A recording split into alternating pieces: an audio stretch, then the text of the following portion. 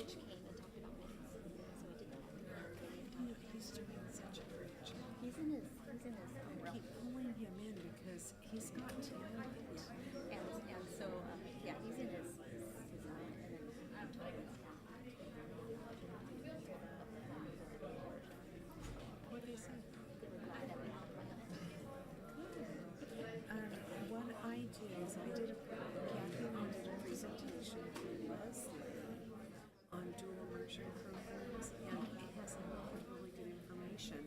It's one that you could share with your staff. It's quick, it's a PowerPoint, and just go through it and say, this is some information that was prepared for wilderness, but it would pertain to us. Let's learn from this. And just go through it. It has 7 areas, the structure of the 7 areas.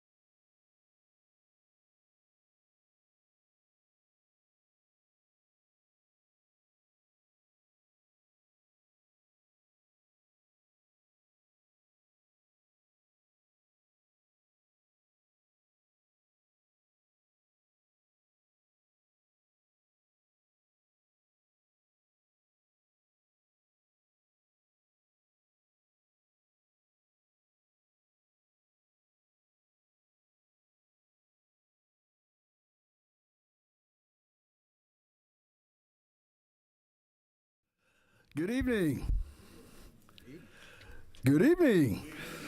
I'd like to adjourn the Board of Education closed session at 6:58 and reconvene the Board of Education open session at 7:03. I'd like to welcome our wonderful Brad Oaks team to the microphone for the Pledge of Allegiance. Good evening, members of the board, Board President Williams, and Superintendent Dr. Trozian. I am Janie Nichols, and I have the privilege of being the principal of this awesome Brad Oaks School. And with me tonight are 3 members of Brad Oaks Student Council. They are Leah, Grayson, and Gabby, and they will lead us in the Pledge of Allegiance. Please stand. Please put your right hand over your heart. Ready? Begin. I pledge allegiance to the flag of the United States of America and to the republic for which it stands, one nation, under God, indivisible, with liberty and justice for all.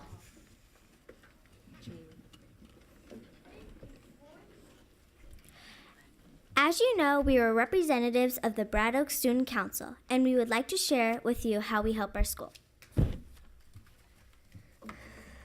Hi, I'm Gabby Shivari, and I'm a 4th grader in Miss Jacobo's class. We have an awesome tradition at Brad Oaks called the flag ceremony. It is held twice a month, and the whole school meets around the flagpole in front of the school.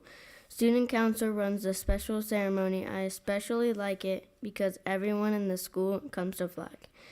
At flag ceremony, we do something called honor pins and bobcat bucks. It's when students get recognized for working hard and roaring.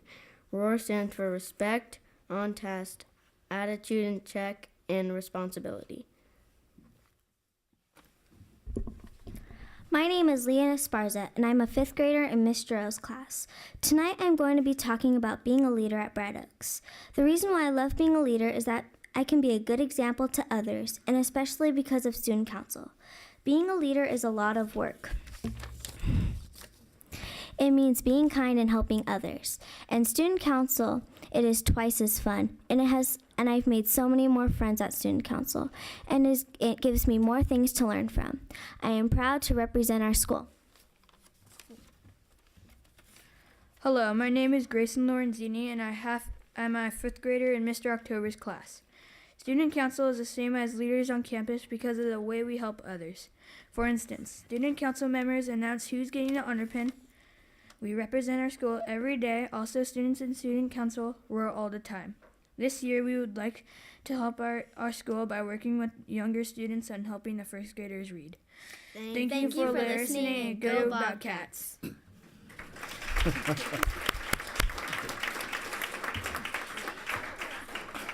You guys were awesome. Can we take a picture with you, please?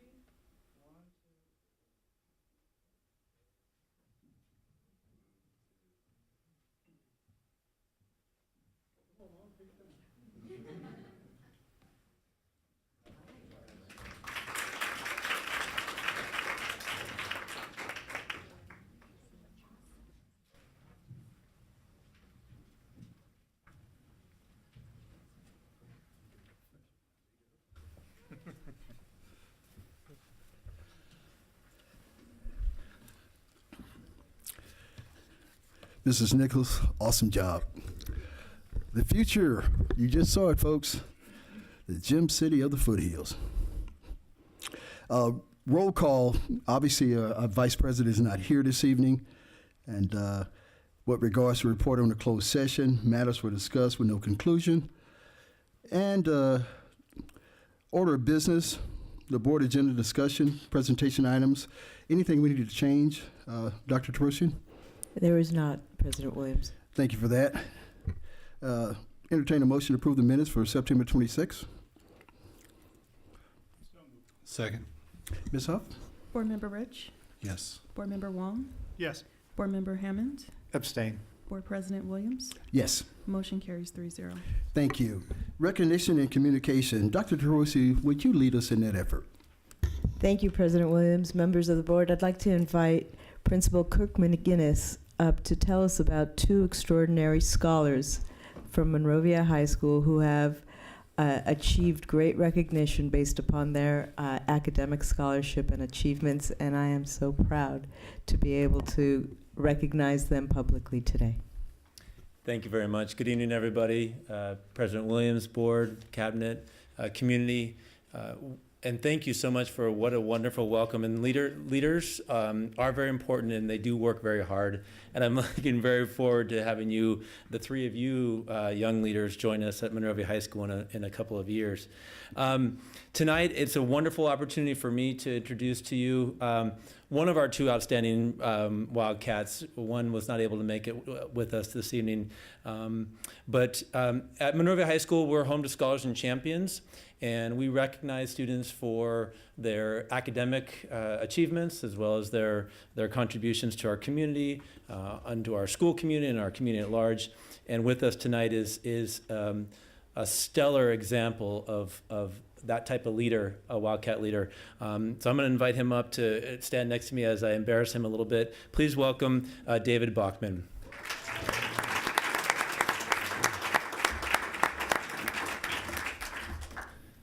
So each year our students have the opportunity to take the PSAT test, and their scores are entered into a national competition, and David rose to the top. He scored in the top 2.5% in the entire nation with his PSAT score, and that signifies him as a National Merit Scholar commended student.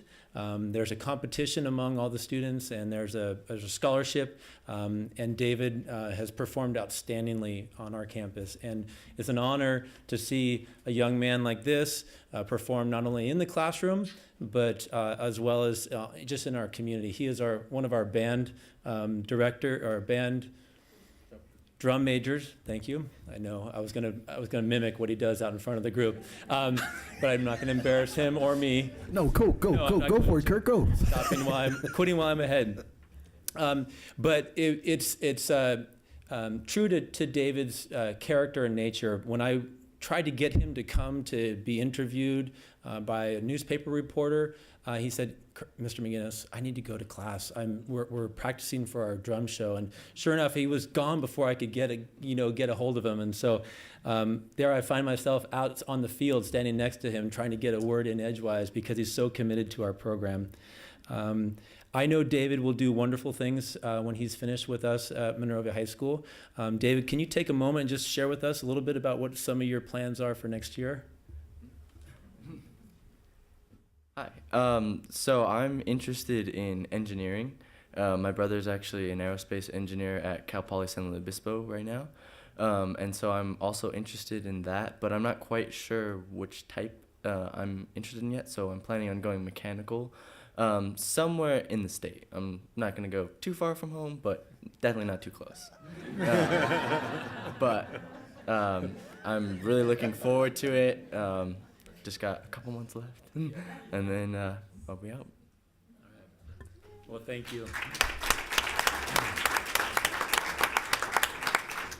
So on behalf of the entire Monrovia High School community and the Monrovia community at large and our school board officially, David, we congratulate you on being recognized as a commended student by the National Merit Scholarship Corporation. Congratulations.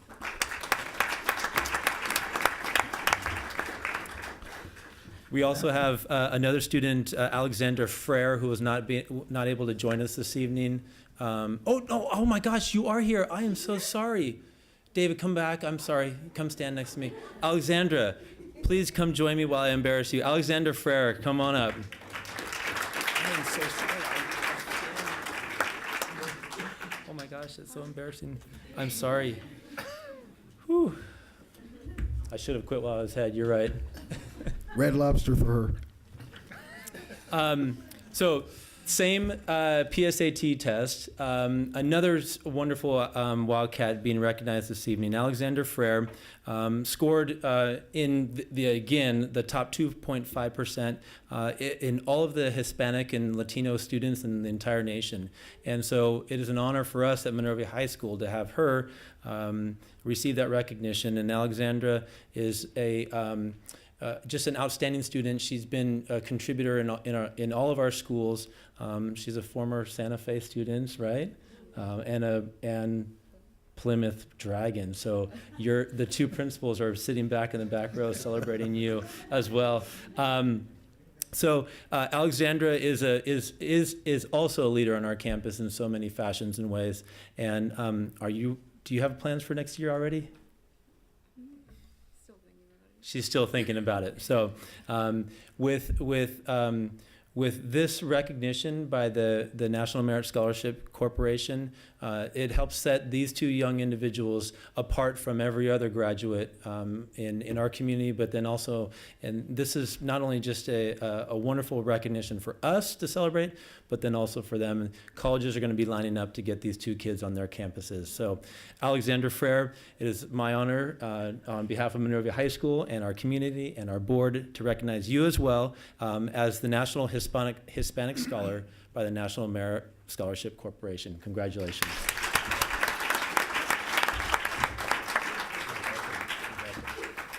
Now we can have pictures.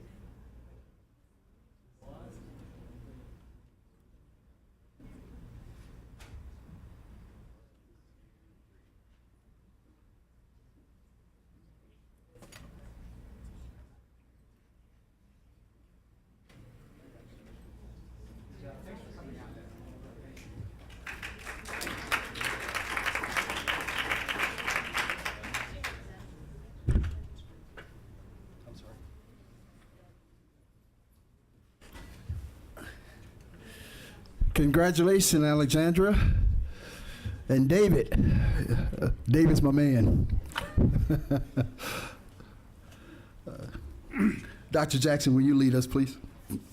Yes, Board President Williams, members of the board, Dr. Terosian, this evening we are honored to recognize and celebrate our exceptional classified and certificated employees of the month from CLC and alternative programs for their commitment to our community, the district, and most importantly, our students that we serve. In recognition of their service, they will receive tokens of appreciation from the Board of Education, Chamber of Commerce, represented by Judy Scheffler, and the Foothill Federal Credit Union. So please join me in welcoming our Director of Alternative Programs, Mr. Flint Fertig.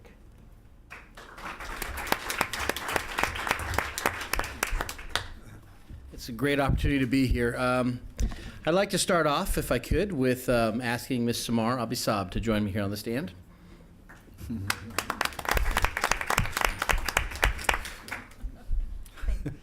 Samar, I've never seen her not smiling, ever. And there is a vibe about her that the students love. Our adult students come to us a little bit timid and tentative at different times. Samar is now in her 3rd year as an ESL instructor at the Monrovia Adult School and is definitely a worthy recipient of our Teacher of the Month recognition. She provides definitely quality instruction in all of the ESL areas that she has taught. She has a safe, fun atmosphere in her classroom, and she is absolutely beloved by our adult learners. They adore her. There is a waiting list in her class that is not getting smaller. We actually have to turn people away or suggest other classes when they come and try to take Ms. Abasad's class. She has just shown ingenuity recently by creating a simple yet effective system for encouraging and rewarding consistent daily attendance. So it's no wonder that when passing by her door on any given morning, one cannot help but see a room that not only is overflowing with eager adult learners, but overflowing with energy and engagement. It's therefore a great privilege to recognize the outstanding work of Samar by awarding her the Monrovia Adult Schools Teacher of the Month.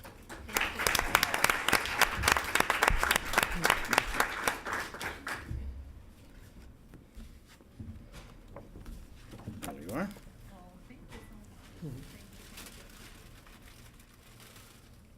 you are. Thank you. One more second, we'll get you in a sec. Okay, my next person I'd like to ask to join me on the stand is Mr. Tom Rosenstein.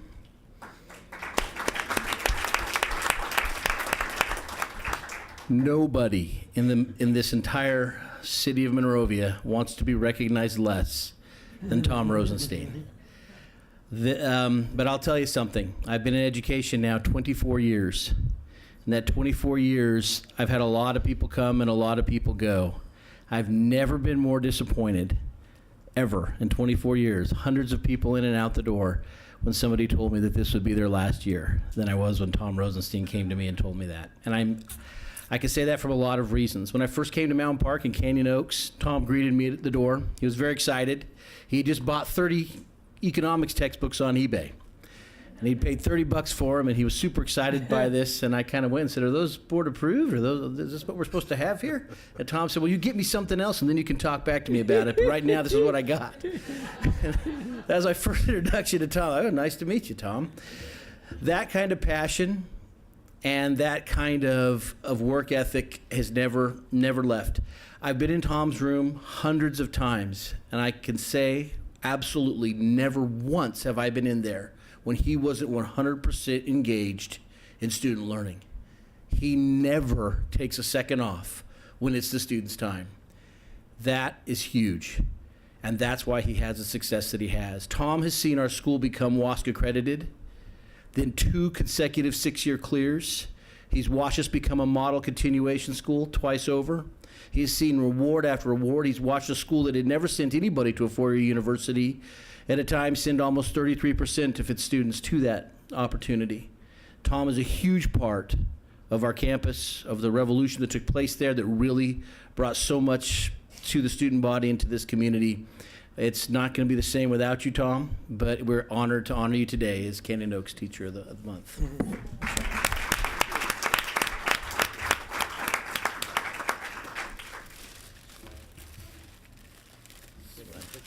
Pick which one you want.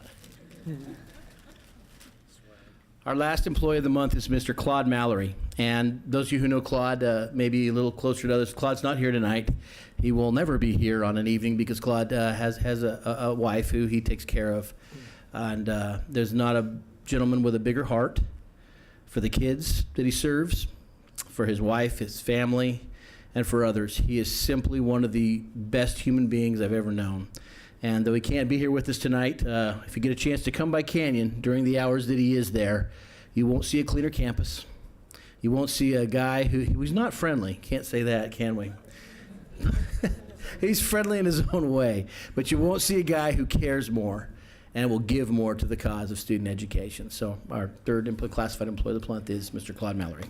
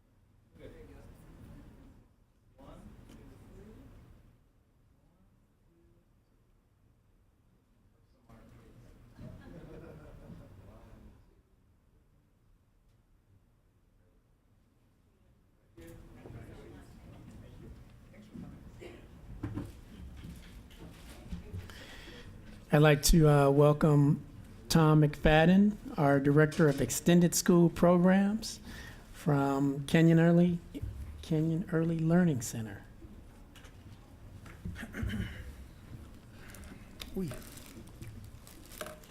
Good evening, everyone.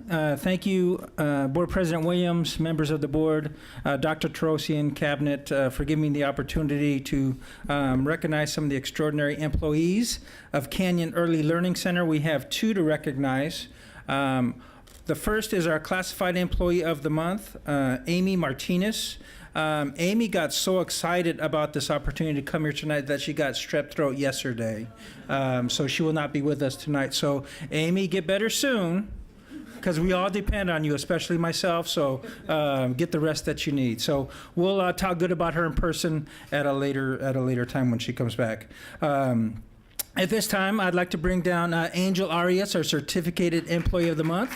Round of applause for Angel.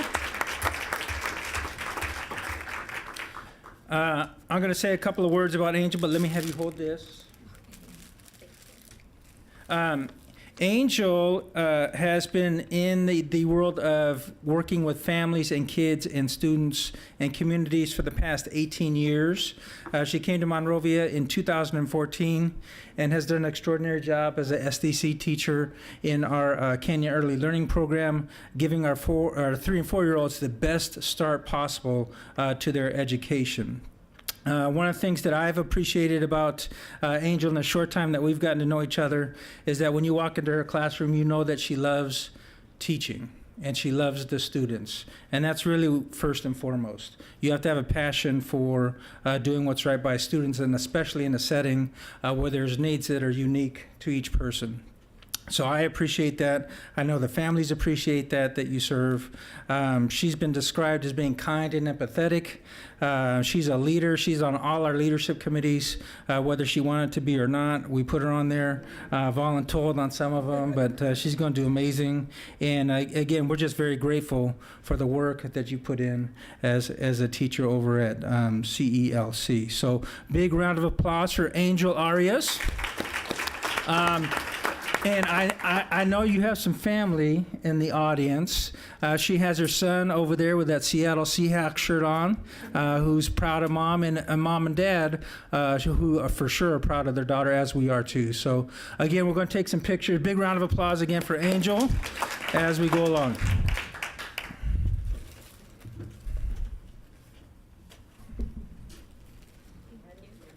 Okay, this one is yours, yes.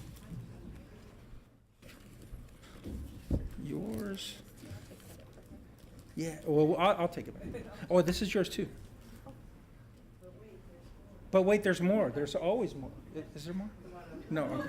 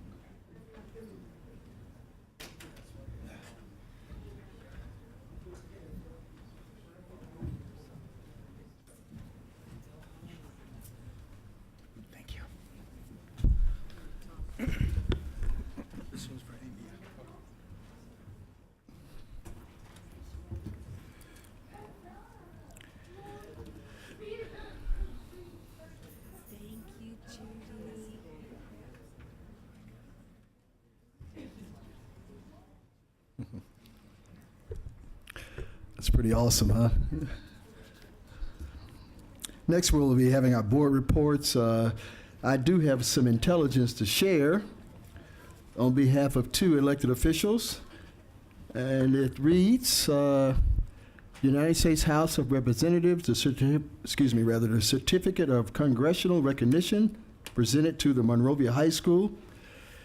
The U.S. Congresswoman Grace Flores Napolitano proudly joins the Monrovia Unified School District in honoring your outstanding and dedicated service to the community of Monrovia for 125 years. Your invaluable contributions are to be commended.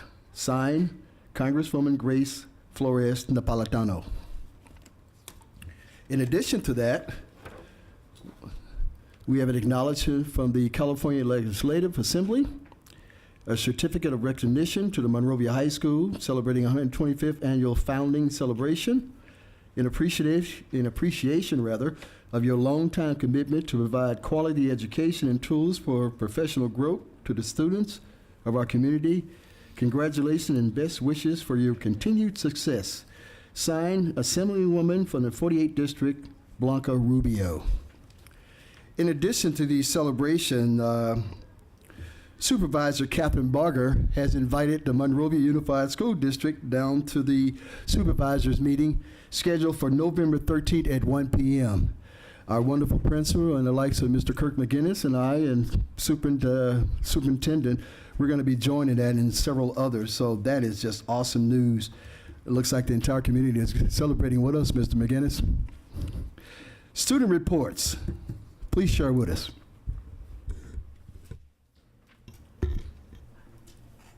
Things are happening at Monrovia High School. This week we are excited to be celebrating our annual homecoming event with the homecoming game on Friday at 7 p.m. against La Cañada. We are celebrating the 125th birthday of MHS prior to our halftime homecoming celebration and the crowning of our king and queen. The homecoming dance will take place on Saturday evening at Santa Anita Racetrack. Over 450 students will be attending the dance, which is themed A Night in Paris. On October 16th, MHS Drama is hosting a coffee house showcase in the Taylor Performing Arts Center. On Saturday, October 20th, we will be hosting a rare Saturday afternoon varsity football game. The Wildcats will be hosting Monte Vista Christian at 1 o'clock p.m. On October 25th, MHS Renaissance will be hosting our annual student talent show at 6 o'clock p.m. in the Taylor Performing Arts Center. Tickets go on sale October 15th and are just $5. Our robotics program will be hosting their first scrimmage of the year on Saturday, October 27th. That's all for now. Thank you. Thank you.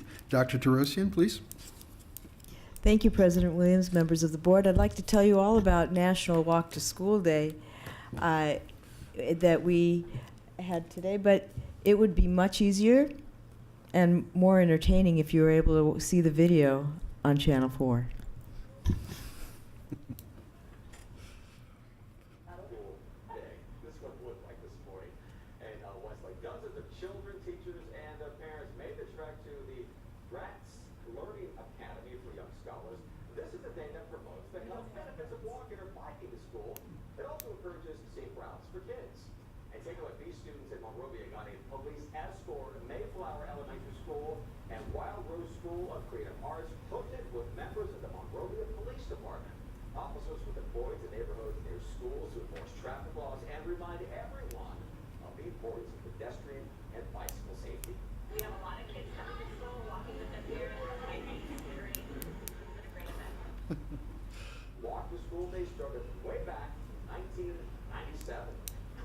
Way back. Wow, way back. That's because they didn't have cars back then. And Principal Costarella is available for autographs after the meeting. I'm first, okay? That was awesome. Oh, my goodness. Way back. That concludes my report. I can't really beat that. Thank you, Wild Rose and Mayflower, for participating. Yeah, and the principal, of course. Public comments. The Board of Education encourages public participation. It invites you to share your views on school business. Ms. Huff, is there any public comments for items not on the agenda? Yes, Board President Williams. The first request to speak comes from Anthony Arnott. Thank you.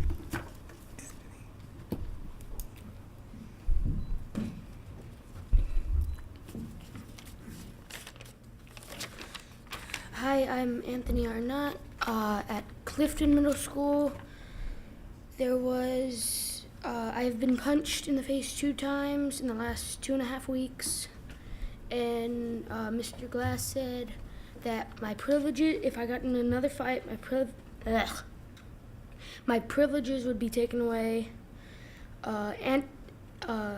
Approximately punched 100 times in the 2.5 years that I've been at Clifton, and property has been destroyed. We've had anti-bully meetings. Doesn't change anything. If a kid punches another kid, the punishment is to go sit on the wall. And when will you provide with a safe place to go to school?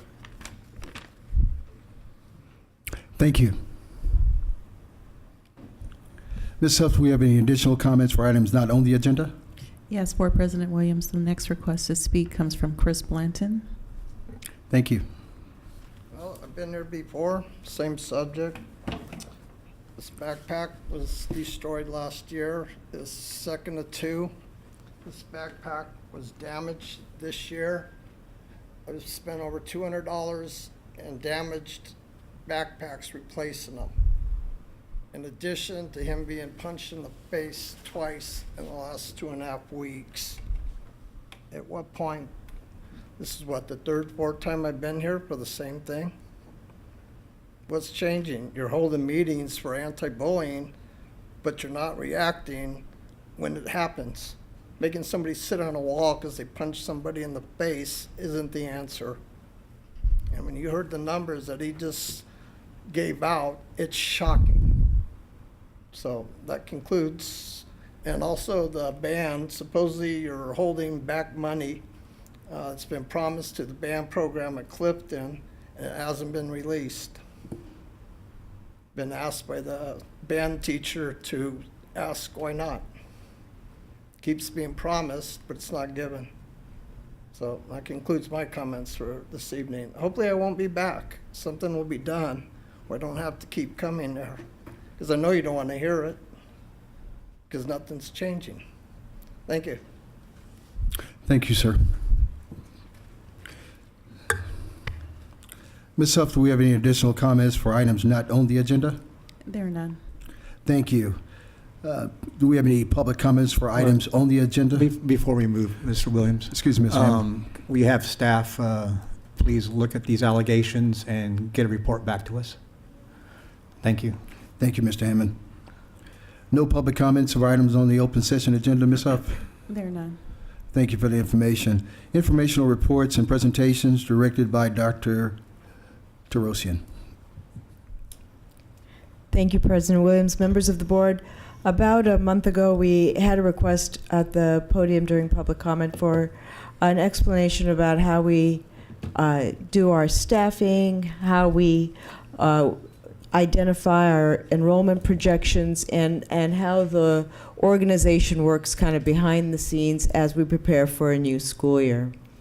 We were able to pull that presentation together, but it takes all of us to do that. And I think I'm going to also invite Mr. Conway up to the podium because we'll need his assistance as well. It was a good opportunity to refine and really outline the steps that we take.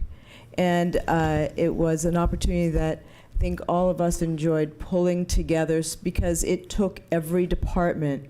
No one thing in the Monrovia Unified School District works in isolation. It really is a concerted effort and a thoughtful process as we move forward and make some decisions. I think the next slide, well, this is the overview that I just provided, but I think what I'd like is for Mr. Conway to talk about the progression model that you use to identify those projections first. And we'll go through and provide not only the methodologies, but also the facts, the data that we have. Good evening. Good evening, Superintendent Therosian, Board President Williams, board members, cabinet. Thank you for the opportunity, giving me the opportunity to explain the methodology and timeline we use to project district enrollment and district staffing. I wanted to talk about the enrollment methodology that we use. It's called the cohort progression method. We take the weighted average of the previous 3 years of changes in enrollment from one grade to the next, from first grade to second, to project second grade, from second grade to third, to project third grade, et cetera, all the way up. We do that by each individual grade at each individual school, and that gets aggregated together.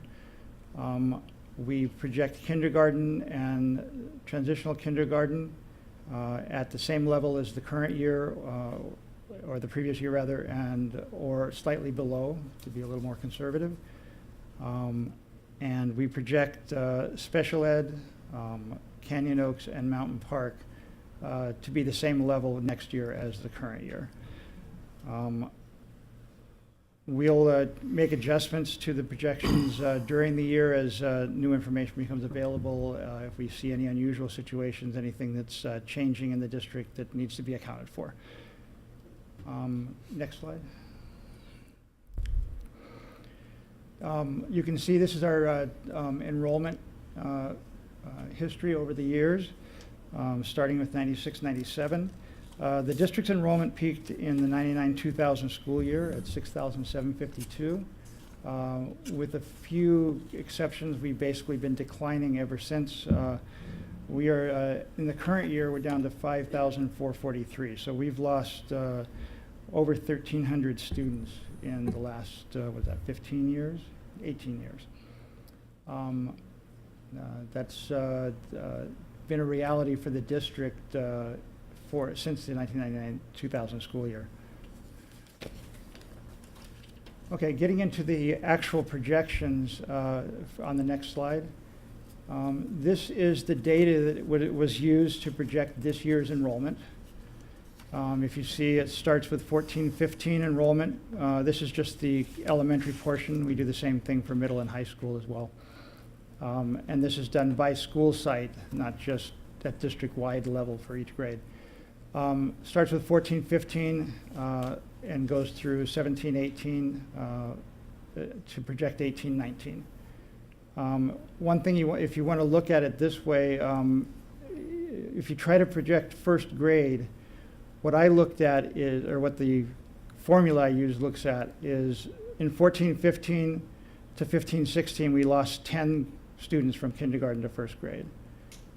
The next year, from 15-16 to 16-17, we lost 17 students going from kindergarten to first grade. And the following year, from 16-17 to 17-18, we lost 10 students going from kindergarten to first grade. Based on that history, the projection was that we would lose 13 students going from kindergarten to first grade in the 18-19 school year. For whatever reason, we ended up actually gaining 16 students instead of losing 13 students in first grade for this year. I don't know how, I don't know what that, or where those students came from. I'm not sure what the reason is that it did not match the prior history, but that's not uncommon. The numbers bounce around, the numbers change unexpectedly from one year to the next. We'll lose students in one grade, we'll gain students in another. The opposite situation in 4th to 5th grade, we had lost 2 students, we had lost 10 students, and we had lost 4 students.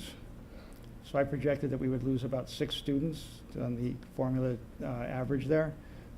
Again, for whatever reason, we lost 31 students between 4th grade and 5th grade. Again, hard to say exactly why that happens, but that's not an unusual pattern that we have an unexplained change in one grade to the next. Those projections are used to predict the upcoming school year. This is the history we've had over the last 6 years of enrollment projections. The most recent year, 18-19 is the first column there. If you go back a couple of years, 16-17 was the year that we, 2 years ago, that we had a very large reduction in enrollment. It was totally unexpected. A lot of middle school and 9th and 10th grade students, the grade levels, the number of students just dropped. That year, I think you all remember the kind of sense of panic we had when we found out that we had lost that many students unexpectedly. We were projecting to lose, I've got it here somewhere.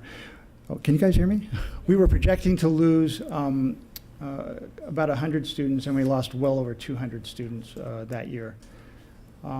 Because of the way the formula is used, we weren't sure if that was an unusual phenomenon that was, it was unprecedented, but we didn't know if maybe that was the new normal, that was going to continue for the following year.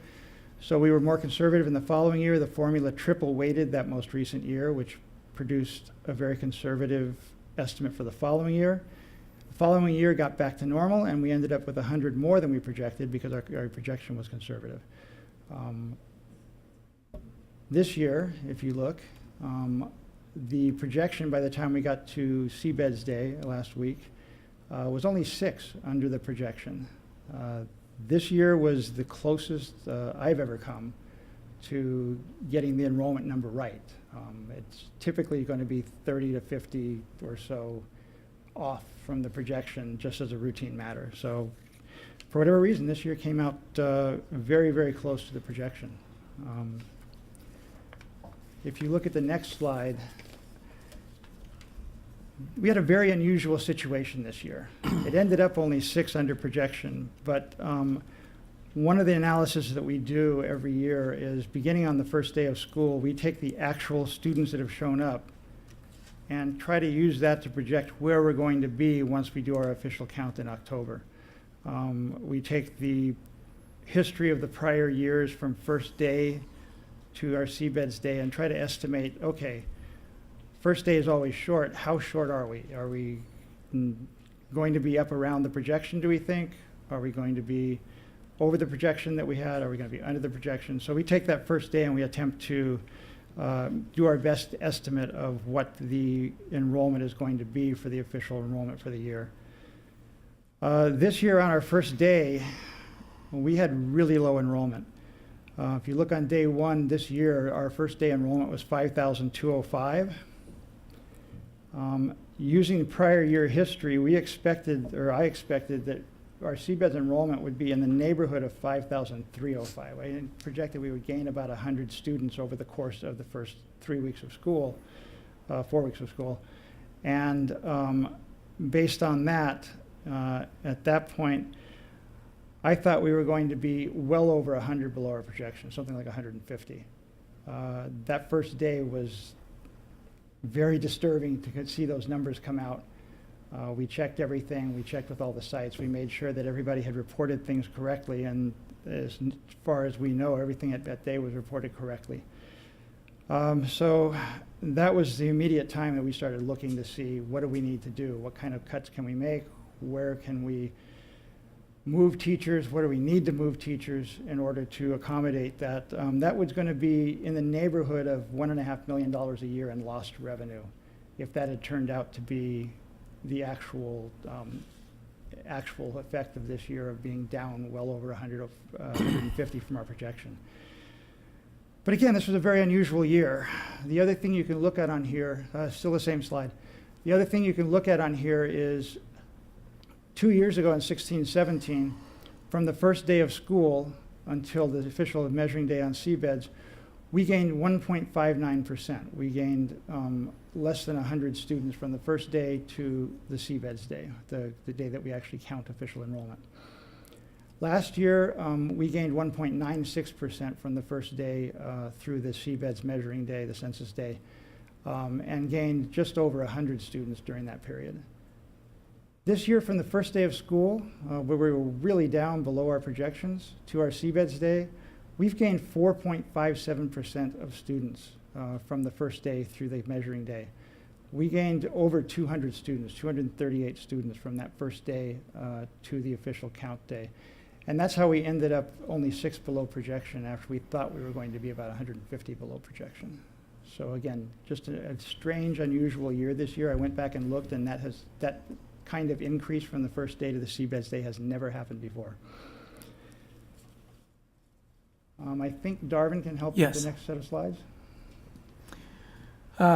Interdistrict permits are an integral part of staffing, inclusive of both outgoing and incoming interdistrict permits, and parents have a legal right to request those permits, and here's a list representative of those reasons why they would be requesting interdistrict permits.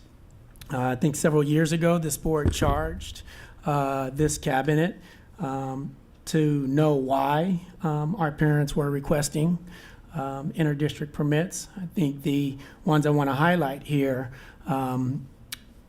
representative of the reasons why they mostly request, work-related, are work-related. Legally, parents who are working in a city and/or district can enroll their students in another district. Child care is applicable to parents who have kids TK through 8. Continuity and senior status. So if parents move into the Monrovia Unified School District, but their kids have started in another district, they can continue on for that particular year. Seniors, or I should say those who are eligible for the senior status, if they start in their second semester of their junior year, they're eligible to remain for their junior year as well as their senior year.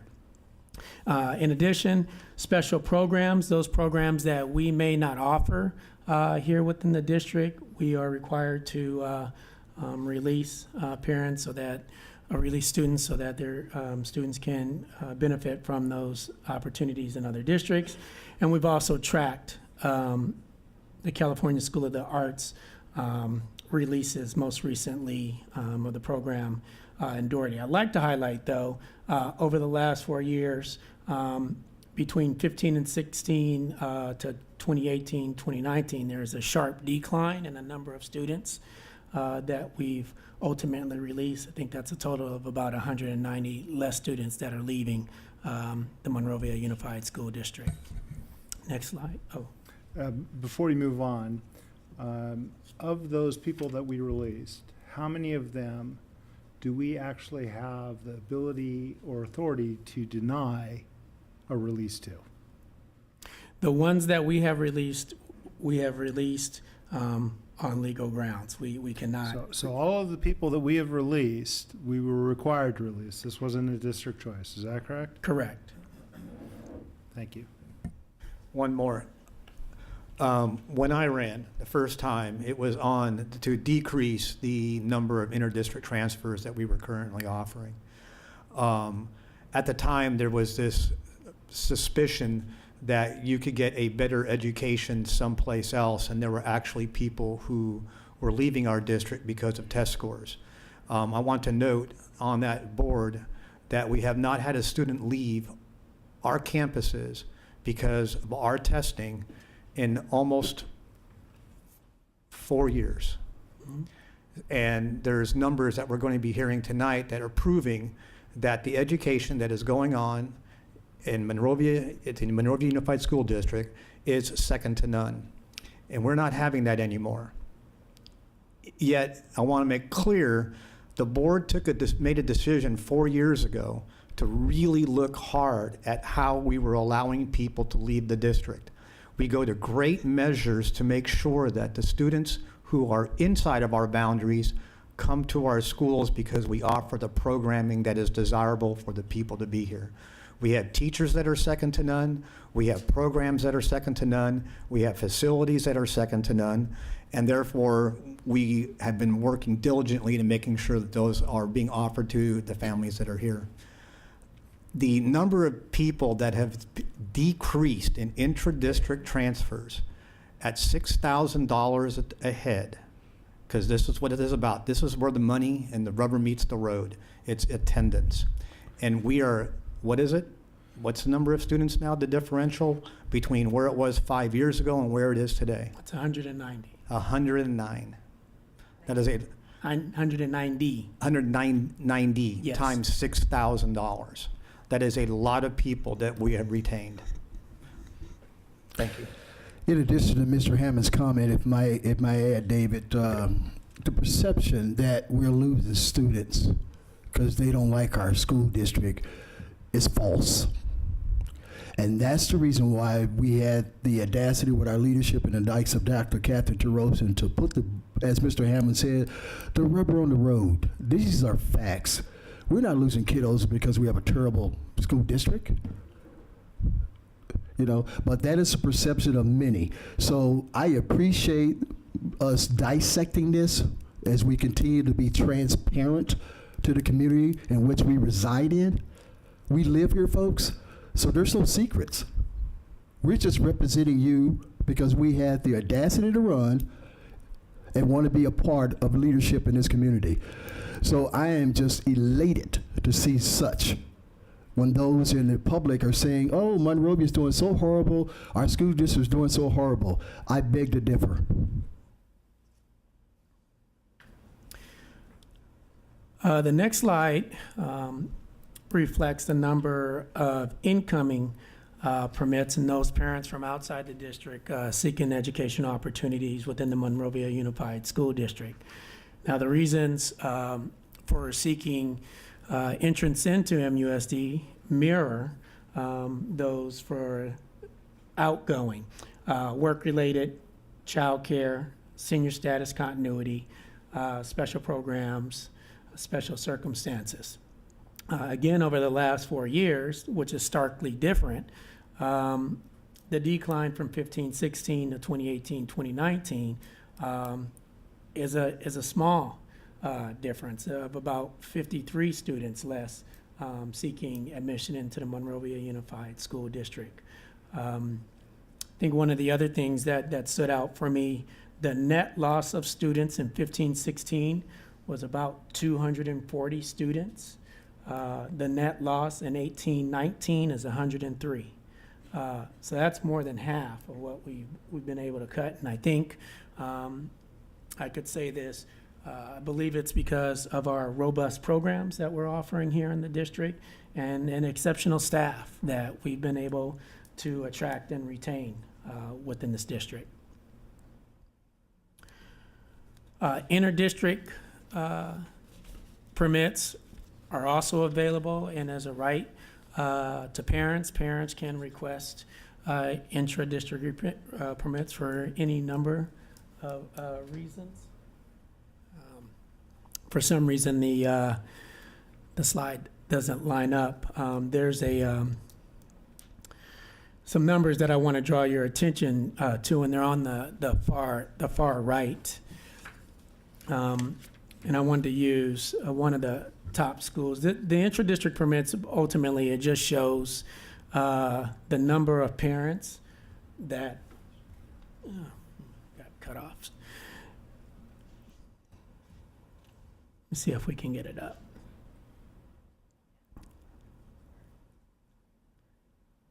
If not, I can talk it through, Shoshana.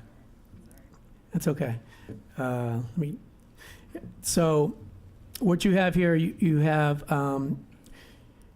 intra-district permits available for K-5 schools as well as our middle schools. We don't offer, there's no ability for an intra-district permit per se for our high schools. But at the elementary school level, I'll just take the first school up top, Brad Oak. So where you see the gray, that means that we're not focusing on the number of students coming in. We're going to be focusing on the number of students going out. So if you look at Mayflower, 13 of Brad Oaks' students went to Mayflower, 5 went to Monroe, 5 went to Plymouth, 9 went to Wild Rose, for a total of 32 parents of Brad Oak students requesting a transfer. And so, again, the rest of the slide follows suit focusing on the number of students, have transferred from either Mayflower, Monroe, Plymouth, Wild Rose, as well as our middle schools.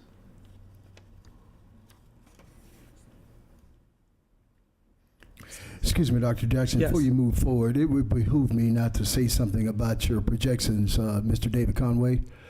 There has been perceptions that we were not focused on the perception of our enrollment and everything. I am hoping that the way you just articulated will share with the public that you were right on based on your numbers and your consistency over the years. It's not a fact of we don't know how many people coming in or we don't have the professionals to articulate that. I'm still on the rubber in the road perception. Know the truth and the facts. And the truth and the facts is that our dedicated staff here is on point. Period. These are dedicated individuals, has longevity with this district, and is in for the betterment of the district.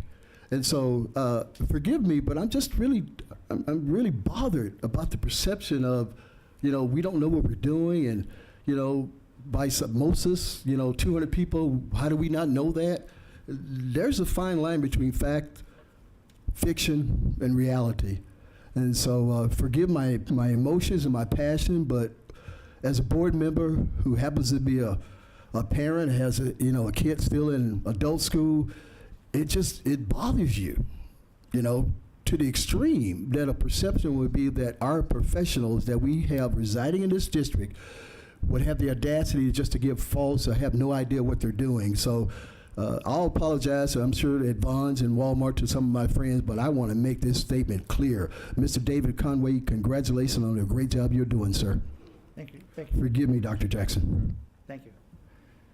It's okay, David, you have the first two on the next line. Right. The next set of slides is going to talk about the timeline that we use to make our projections for enrollment and projections for staffing for the school year. We do spend a lot of time and effort. There's a lot of analysis that goes on, and thank you for saying that, President, Mr. President. Okay, the beginning point for any enrollment is always the previous year. What is the enrollment in the current year, and what does that say about the enrollment that's going to come in the following year? So the first starting point for doing enrollment for this year was last year's Seabeds Day. Seabeds Day is the census day. That's always the first Wednesday in October. That is the official count that is used by the state of California to, if you look on the CDE website, you see all of the schools and all of the districts and how many students they have. The count that is done on that first Wednesday is always the official day that they're using the data from. So that occurred here this year last Wednesday, and that's the number that I was using on the previous slide that was 6 below the projection. Once that CBED's enrollment day hits and we get our current year enrollment, that's the first step in updating the following year's projections based on what we had this year and historic patterns, another year of historic patterns. So that occurs in October. We've already done that for this year. Those numbers are used in our first interim budget, which will be going to the board the first meeting in December on December 13th, 12th or 13th. And that is the number that we use to do our multi-year projection in terms of how much staffing we think we're going to need for future years, what our ADA is going to generate in terms of revenue for future years. All of that is done based on the account that was done last week for the current year and for upcoming years. That's in December. In February is when we take those numbers and start to do more of a detailed analysis of each individual school site and what we expect them to look like the following year. Again, using that cohort projection progression. So in February, we'll sit down, we'll look at the projected enrollment for all of the schools. We'll look at what the grade levels might look like. We'll look at what staffing might be needed to either increase or reduce the staffing at those sites. That's done in February. That's an important time because if there ever were a situation where we really did have a huge drop in enrollment and or some other reason we might have to consider some kind of teacher layoff, the deadline for that is always March 15th. So February is the time that we analyze all that. Obviously, we have not had to do layoffs in quite a number of years, and we don't intend to be doing them in the future unless something goes horribly wrong somewhere. So that's an important date. So that's when we start that. After that process happens is in that next couple of months in the spring, we start to, Darvin and I get together, we start to review this, see what kind of enrollment and staffing we're going to need. And then we start meeting with principals. Darvin takes the lead on that. We review the potential changes in their staff with the principals. We do detailed planning for the number of classrooms and teachers that we're going to need at each site, including the potential need for combination classes at some of the elementary schools. We finalize all that information, finalize all those projections in time to do our adopted budget, which is due in the first meeting of June. And those are the numbers that we go with for doing our adopted budget and doing our planning for staffing for the following year. The most important day in determining where we are with staffing and enrollment is that first day of school. And again, this year was unusual, but in August, before the first day of school, we'll do adjustments as necessary. We'll look at our numbers. If something seems to be different than what we're projecting, we will make adjustments at that point. But the first day of school is the first day we have any hard numbers. That's the first day we have any actual numbers to work off of, the first day that we have anything comparable to a prior year that we can look at and decide where we're at with the projections, where each school looks like they're going to be at, where each grade looks like they're going to be at for the year. And that's when we start talking over here about potential changes, potential adjustments that might need to be made. David, can I interject here? Sure. I'd also like to say we have two opportunities in the spring preceding the beginning of the next year, as well as in the fall, to sit with our Monrovia Teachers Association and review those projections with the representatives at the negotiations table, share with them the projections, the possible impacts of possible transfers and reductions in staffing if need be. And then at the beginning of the school year, one of our first association meetings, we follow suit with, here is the status of where we are as far as enrollment and possible changes that we potentially would need to make. One thing I did mention, as I said, the first day of school is the first day that we have any hard numbers, anything we can actually analyze and try to update our projections and refine them. That's also every single day, starting the first day, for the first 5 days of school, actually first 2 weeks of school, we collect the actual enrollment data from all of the school sites. We put that together into a spreadsheet, and that's distributed to all cabinet members, it's distributed to all principals, and that's the numbers that are used to analyze all of the ongoing information for this current year. We do that the first day of school, and we also do that the second through the fifth days of school. I do an analysis based on those numbers, comparing to prior years, first day, second day, third day, and see how it lines up with previous years to try to refine those projections. The second through fifth days, we keep looking at the enrollment. We continue to analyze the numbers. That's when we start talking about possible classroom changes, possible teacher changes. We start to review those with the principals, talk to them about what their staffing looks like, what their classrooms look like, what we might want to do with that information. The fourth day of school is a very important day. That's the first Monday of school, and we typically have more students show up that day, students that did not show up the first 3 days. Again, this year, a little more than usual, did not show up until that Monday. and even later in the year.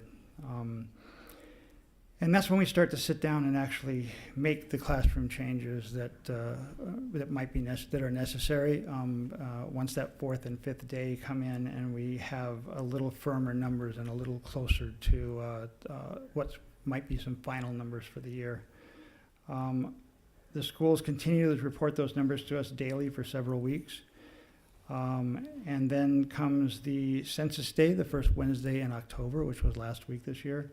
And that's when we get our official numbers, and that's when we start projecting for the following year to see where we might be in the following year, and we start the process all over again. The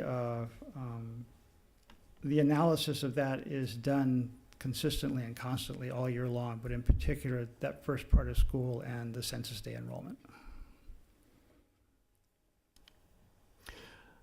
This next slide shows the California Department of Education official pupil to teacher ratio here in the Monrovia Unified School District. That includes each and every teacher that's on each campus. And so again, if you're just looking at the last 4 years, you'll see one of two things. At the elementary school level, either a gradual decline in the teacher to student ratio, and or just consistency in staying at maintaining that ratio.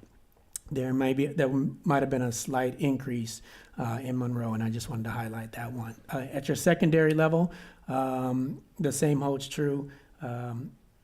There's just consistency in the staffing ratio in that within Monrovia Unified School District. Could you go back one, Darman? Yes. If, on a quick glance, if I see it, it looks like in school year 10-11 at Monroe, that is the highest student to teacher ratio on that whole grid at 29.8? Yes. Is that correct? That is correct. And so currently in the 17-18 school year last year when we finished, we had 24.4? Yes. Okay. But this is including special ed, isn't it? This is including all students on campus. Thank you. It just as a point of clarification, it'd be important to note that Monroe does not have a special ed classrooms on their campus.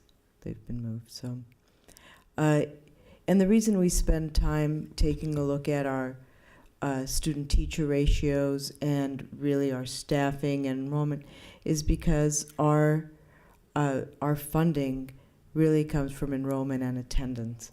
And recognizing that we have declining attendance and declining enrollment means that we really need to use our money as wisely as possible so that we are positively impacting the lives of students with everything we do, and to try and be very intentional with every dollar. And for that reason, rather than experimenting with our students, we actually look to research to try and help guide our actions. And Dr. Kaiser. I'd like to speak for a moment about a researcher, John Hattie, who conducted a meta-analysis, and he was looking at the effect size in his groundbreaking study called Visible Learning. He looked at 138 influences that influence student learning, and he found in this study anything that was above 0.4 or above was considered to be very good for students, and anything below that, it did not have a large effect. Anything that was in the negative, like you see negative 0.19, students feeling disliked, that actually causes students to go backwards in their learning. So when we look at this chart, with 0.4 being something that is very instrumental in building the student and the learning in the classroom. The number one in his research is collective teacher efficacy. And what that is that teachers believe collectively that all students can learn in their school and in their class. And then there are little strategies such as repeated reading that chimes in at a 0.75, which is nearly double where the significant break is. And repeated reading is where teachers help students to read something and then to go back and to reread it a second time, looking for the actual meaning or the underlying meaning. Just like us as adults, when we're reading something that's a challenging text or something that's unfamiliar, our mind will frequently tell us to go back and read it again to catch those details that we didn't get the first time. Children really need to be taught how to do that because they look at a piece of text and they said it was hard enough to read it the first time, but guiding them to go back and read it a second time is something cognitively very good for them. And then we look at the next one, which chimes in at a 0.68. Teachers that set goals for students versus no goals. We want teachers setting goals and making the objective of that learning very clear in the classroom. Mastering learning, the teacher-student relationships, writing programs. These are all things that we have spent time working with our staff in our schools through professional development to help them develop these skills and these strategies in each and every classroom in our school district. And you'll notice that class size at the 0.22 is something that Hattie's research deems as not terribly significant. And the studies that show that significance are studies that had class size drill all the way down to about 15-1 in the classrooms. And so research to practice. I went into our LCAP, which is the description of how we spend our supplemental and concentration money. And I pulled out some of those things that we have where we've directed our funding that is in alignment with some of this research. So this is our research to practice. We have put money toward our elementary art programs, and we look at the Hattie FXI, some of his other pieces, talk about scaffolding, helping students to see that they can actually do the work by breaking it down, teachers having deliberate practice, interventions for students, planning and prediction. When students come to their work, do they have the ability to plan? Teacher clarity, how clear is the teacher as the teacher is teaching? Teacher training programs are very significant. Phonics programs, we have a new English language arts program that has an hour of skills in it every day for our young children, and it has a very strong phonics approach, so that's something we want to see in our classrooms. Increasing motivation and creativity programs. So if you look at this list of significant things, and then we look at where some of our LCAP money has gone, our elementary art programs aligns to the creativity programs. Coding engages students. Our English learner support that builds scaffolds for the students. The math continuum support, which has helped our teachers to understand the conceptual pieces of math. The constant English language arts support for our teachers. AVID, which helps our students to organize themselves and to do that pre-planning. We spend quite a bit of money on interventions. And then summer school for our kids to get ahead beyond the interventions. We spend money helping our students to have a get ahead. I'm going to go back to interventions. One of our very successful intervention programs has been our summer camps in the summer. And those are actually for students that are in kindergarten through grade 5. We held our junior camp Read a Lot at Wild Rose this past summer. And then for the older kids, we had our camp catch up down at Plymouth. We have our dual immersion programs that are helping students to learn 2 languages. And then we have dedicated quite a bit of funding toward increasing our high school counseling programs.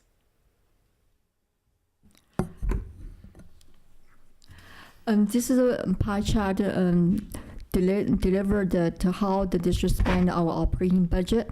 This is the 17-18 school year and the total cost the district spent for different category. And out of $66 million. The district spent 82% for the certificate classified staff and salary and benefit, 4% of classroom books and supplies, and 12% for the operation service, utilities, insurance, and professional fees. The capital outlay and the certificate participation around 1%, and the contribution to other programs around 1%. So board, in a different major reporting point, I always share with the board how each category, the budget, the money spent. So our staff and personnel cost is around 82 to 85%, depend on different time. The reason this last year the staff is cost is 82% because at the beginning of school year we use a supplemental concentration carryover money. We spend a lot of our computer device. So the pie, when you spend a lot of computer device, then squeeze the percentage in that cost, and then the personnel were a little bit lower. But we expect that due to the other pension and health insurance rate increase, then this percentage will be increased this year. Based on Connie Wu's indication of the district spending approximately 82 to 85% on salaries and benefits, the board many years ago established a philosophy that we wanted here in the Monrovia Unified School District to attract and retain highly qualified teachers, and we wanted to remain competitive. And so in the Monrovia Teachers Association contract, an agreement with the district, was an agreement that was made that when financially viable, be able to conduct a total compensation salary study. Total compensation meaning looking at salary and benefits that are offered. Some districts offer higher salary and a little bit lower benefits, whereas other districts offer a little bit more in benefits and a little less in salary. And so in conducting that salary and benefits comparison, we looked at and identified comparable districts, which we agreed were districts that were at least 2.5 times our size and within a 30-mile in radius, and that's how we ended up with these particular districts that you see before you.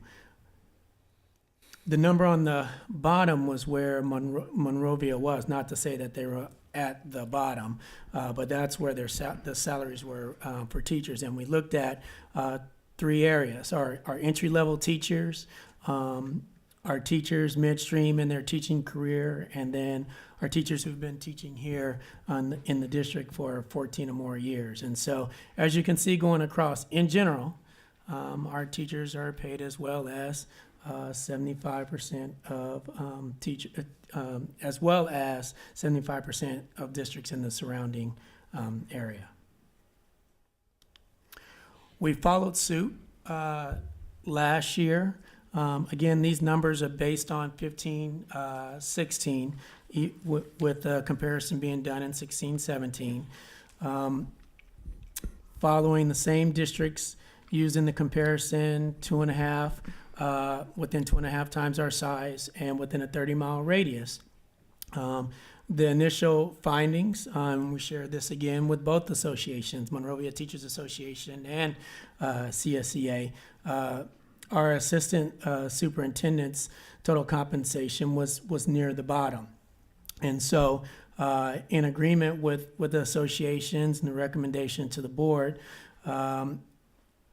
keeping in mind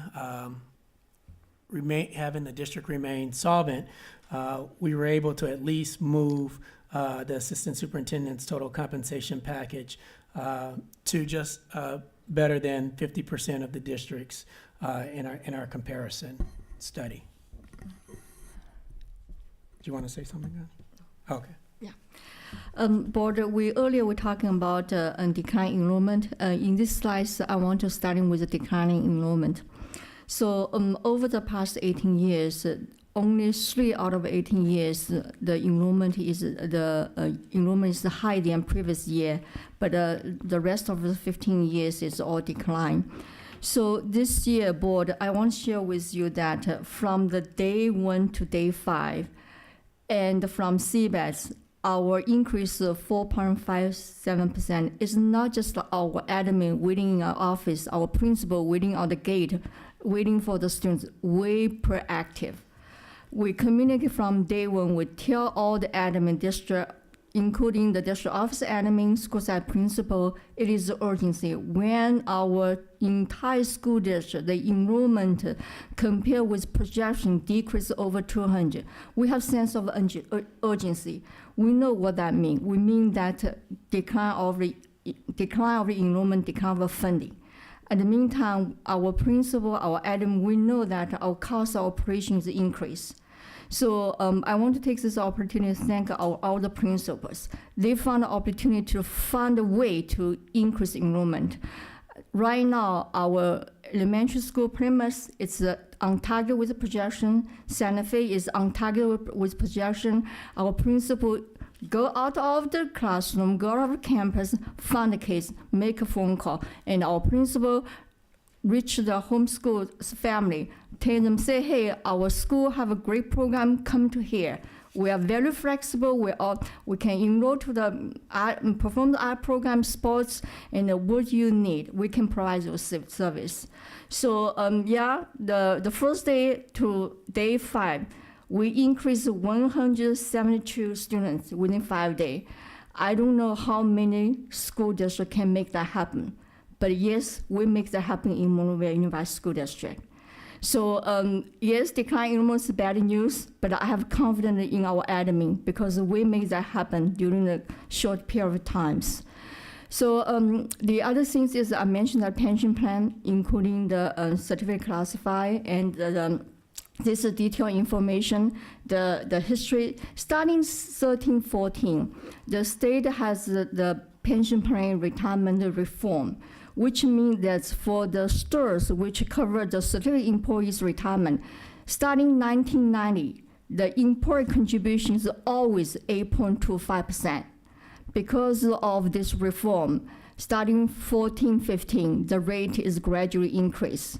So 15-16 to 18-19, the certificate employees' pension plan increased 1.85 every year. This is constitution. If there are changes, there need to be proper procedures happening in the state. For the PERS is a classified employee. The same thing, starting the 14-15, the rate change because of reform, and then the classified employees, the rate change every year is a little bit around 1.5%. So the list here talk about also the cumulative cost, the dollar amount impact the district. So here's welfare, and as board can tell that for 17-18, the district was lucky that our rate is negative 0.6%. That's real happen. And this year, what we did is, again, we're proactive. We know that health insurance cross-board increase. So we go out, we had a new, we have broker, we have a new network we join in. Their rate this year compared with last year is only 0.82%. And the move to the future projection is next year looks like 5.2%, a year later is 6.2%. But that is the actual dollar amount increase. The lower is a cumulative increase over the years with the 14-15 as the first year as a base.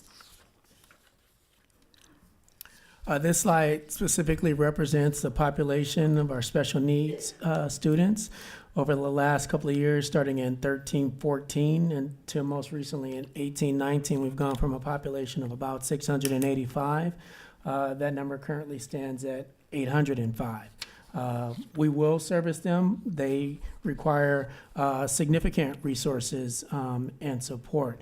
But based on this particular slide, you see that our expenditures that are increasing every year are far outpacing the funding that we actually receive for our students with special needs.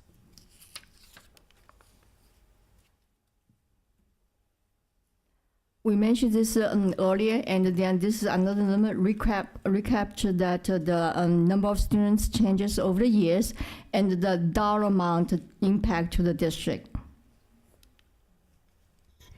And through this process, what we also realized is that while we're happy that in the first 5-6 days of school we were able to increase by 4.5%, that's a magic trick I don't want to try again, despite the confidence that Ms. Wu has in our administrators. And what we need to do is refine our practices. And that means doing some things differently in terms of our registration process during the summer, doing a little more publicity, communicating in multiple ways what the first day of school is, and making sure that we have a concerted effort to increase attendance and have every student in school on the first day of school and move in that manner. But that will be a concerted effort, and those are some of the listed on this slide are some of the changes we intend to make. In addition to that, this district is a collective responsibility, and the strength of this district is a collective responsibility. We all value the great work that is happening in each of our schools and in each of our classrooms for each of our students. For us to be able to do that and continue that work, we each need to be ambassadors of our schools and celebrate publicly the successes that we have, so that we are constantly reminding our community and our students and our parents the opportunities offered throughout our district. We do need students in school every day, because if they're not, they lose opportunities, and learning can only happen with the teacher. And the amount of time we are spending talking about staffing is because the teacher is the #1 variable in student learning. And so we are proud of the work that our students are doing. Out of the achievements, we saw examples of that earlier today, and we hope to see more, because we really are excited about the opportunities provided to our students. Thank you.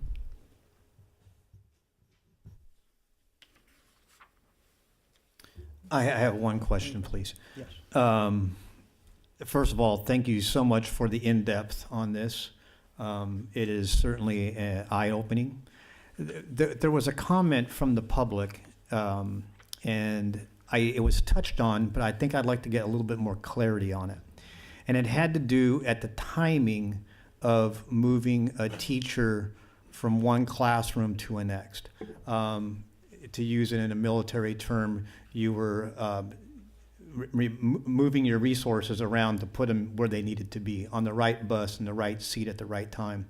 And I believe the comment was, it was 2 weeks after the school year had started. Am I correct?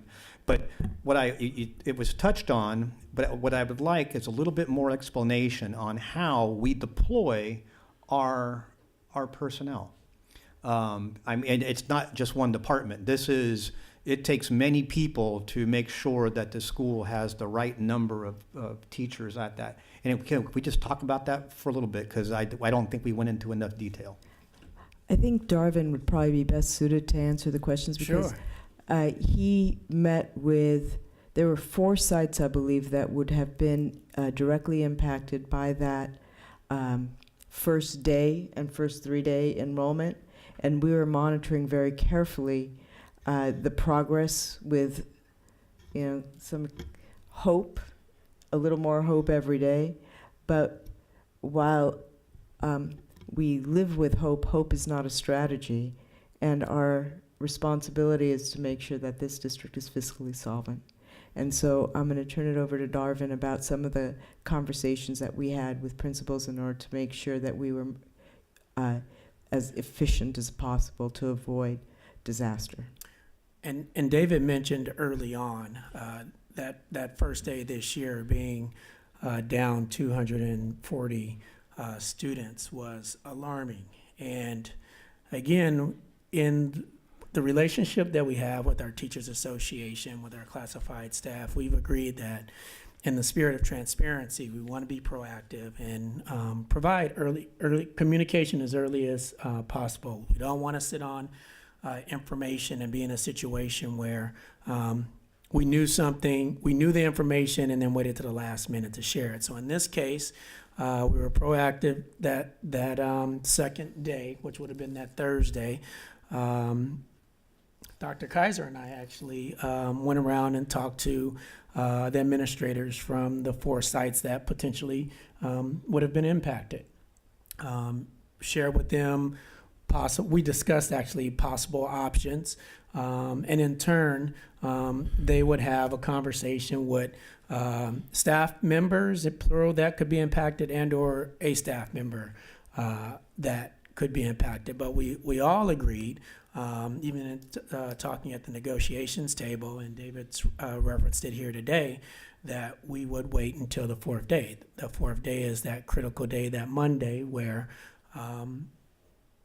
history has shown that many people who don't show up in those first 3 days show up on that Monday, which is the first full week of the school year. And so in this case, the students materialized at several of those schools, and we did not have to make changes initially. There was one school, elementary school, though, that still was trailing as far as students materializing.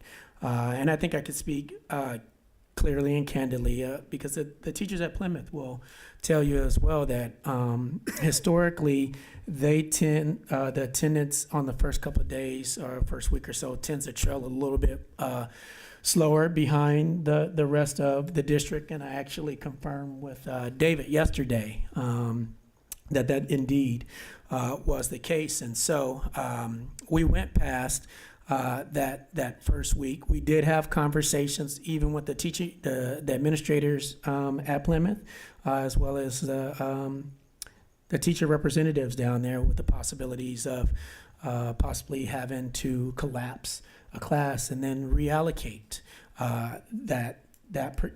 a particular staff member, whether it was again to stave off layoffs or even additional costs. And the initial conversation was we could potentially utilize this teacher. We had 2 members of our teaching staff that were going to be out on maternity leave at different times, but they ultimately lined up to where that potential teacher could have gone, filled in for that teacher for a couple of months, and then that teacher would have returned and then gone on to the next teacher that was going out. And so we're about a week and a half, almost 2 weeks in at that point. And then there was a request made by the association and staff members at Brad Oaks to potentially look at a combo class that was on campus. It was a 4 or 5 combo class that had approximately 20 students and 14 students of another grade level, 4th and 5th grade, respectively. And so we had conversations in cabinet. We had conversations at the negotiations table, memorialized that conversation, had conversations at the site with the staff, and then it was determined that we had a highly qualified teacher that ultimately had volunteered to move to another site, staving off the need to involuntarily transfer a student, or a teacher rather. So the timing of it all may have seemed longer than normal, but I think we were dealing with the information at hand, with the amount of conversations that were taking place at all the various levels, to be able to address it as quickly as possible. Thank you. I've got a couple comments and questions as well. First, thank you for putting all of this together in one data density package here that's normally dispersed over the course of a year. None of this information is new to the board. We get this on a regular basis. We get updates on a regular basis. The thing that about this year, and I want to circle this back, the reason that we have all of this information in one big package here was to address a concern of some parents.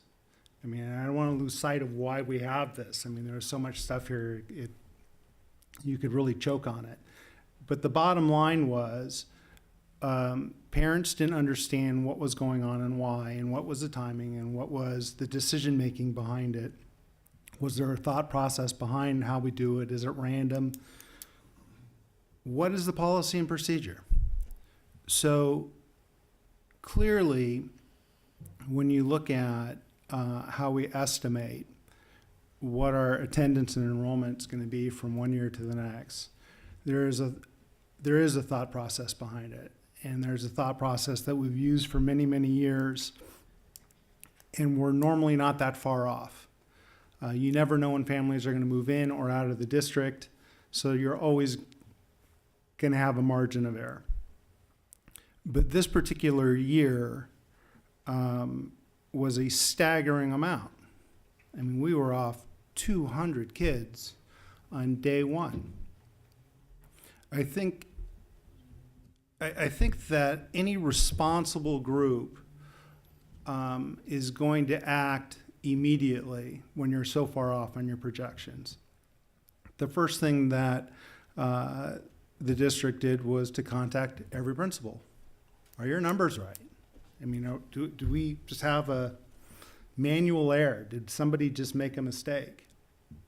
The next thing is, once you realize that the reporting was accurate, is to say why. What happened? Is there something going on we don't know about? Is there something just quirky, or what's what's the deal? There was nothing special about this year. We didn't have any different new rule changes. The dates weren't bizarre. We weren't falling on holidays. There's nothing that we saw that would indicate, oh, this is why we're going to be so far off in this first week. So I think I appreciate Dr. Throsian saying, look, we're going to look at how we're getting our numbers for the coming years, but when you have 8 years that is as close as it's been, and you have this one outlier year, and this is an outlier year of how far off we were on the first day, that's not a flaw in the process. That was just an outlier year. And as the process went through, it shows that it was an outlier day, basically.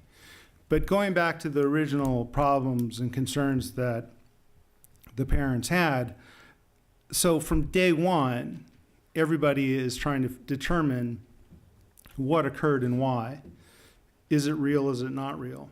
The phone calls are starting.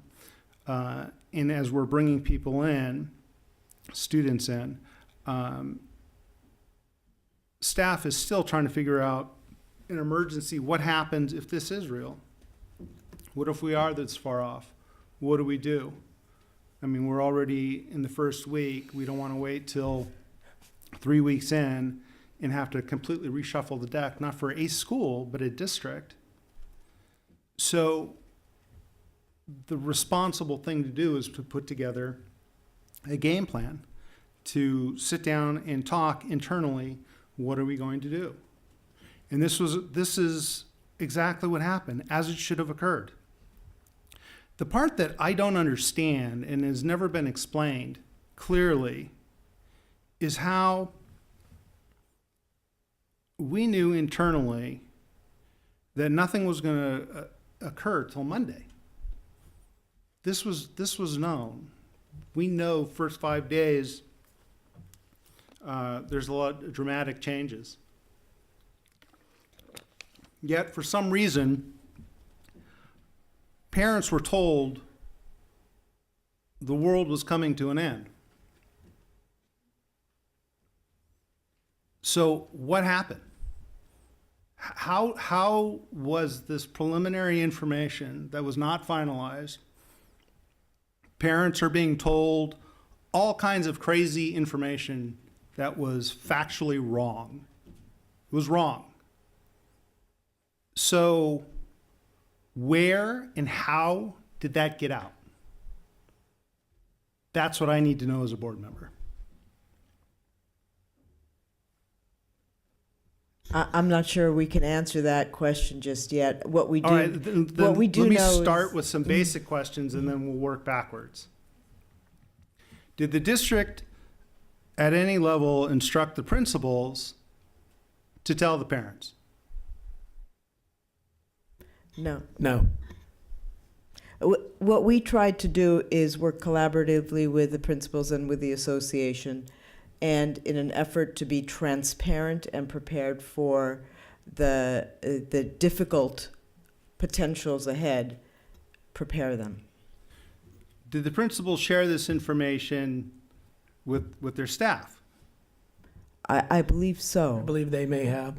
Because what we want is for our impacted staff members to be prepared for potential changes. That would be appropriate. And I indicated that prior to. We met with the site principals. Site principals would have had conversation with staff members, plural, or an impacted staff member. Were staff members instructed to tell their parents? I would imagine not. I don't. Did the principals instruct their staff to tell their parents? I'm going to say no. No.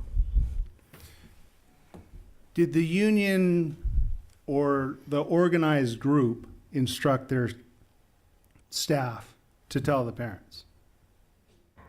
I'm seeing Ms. No. Battle shake her head saying no, that was not the intent. So is it safe to say then, did anybody else know about this? Other than the principals and the district office and the teachers? And the board. And the board.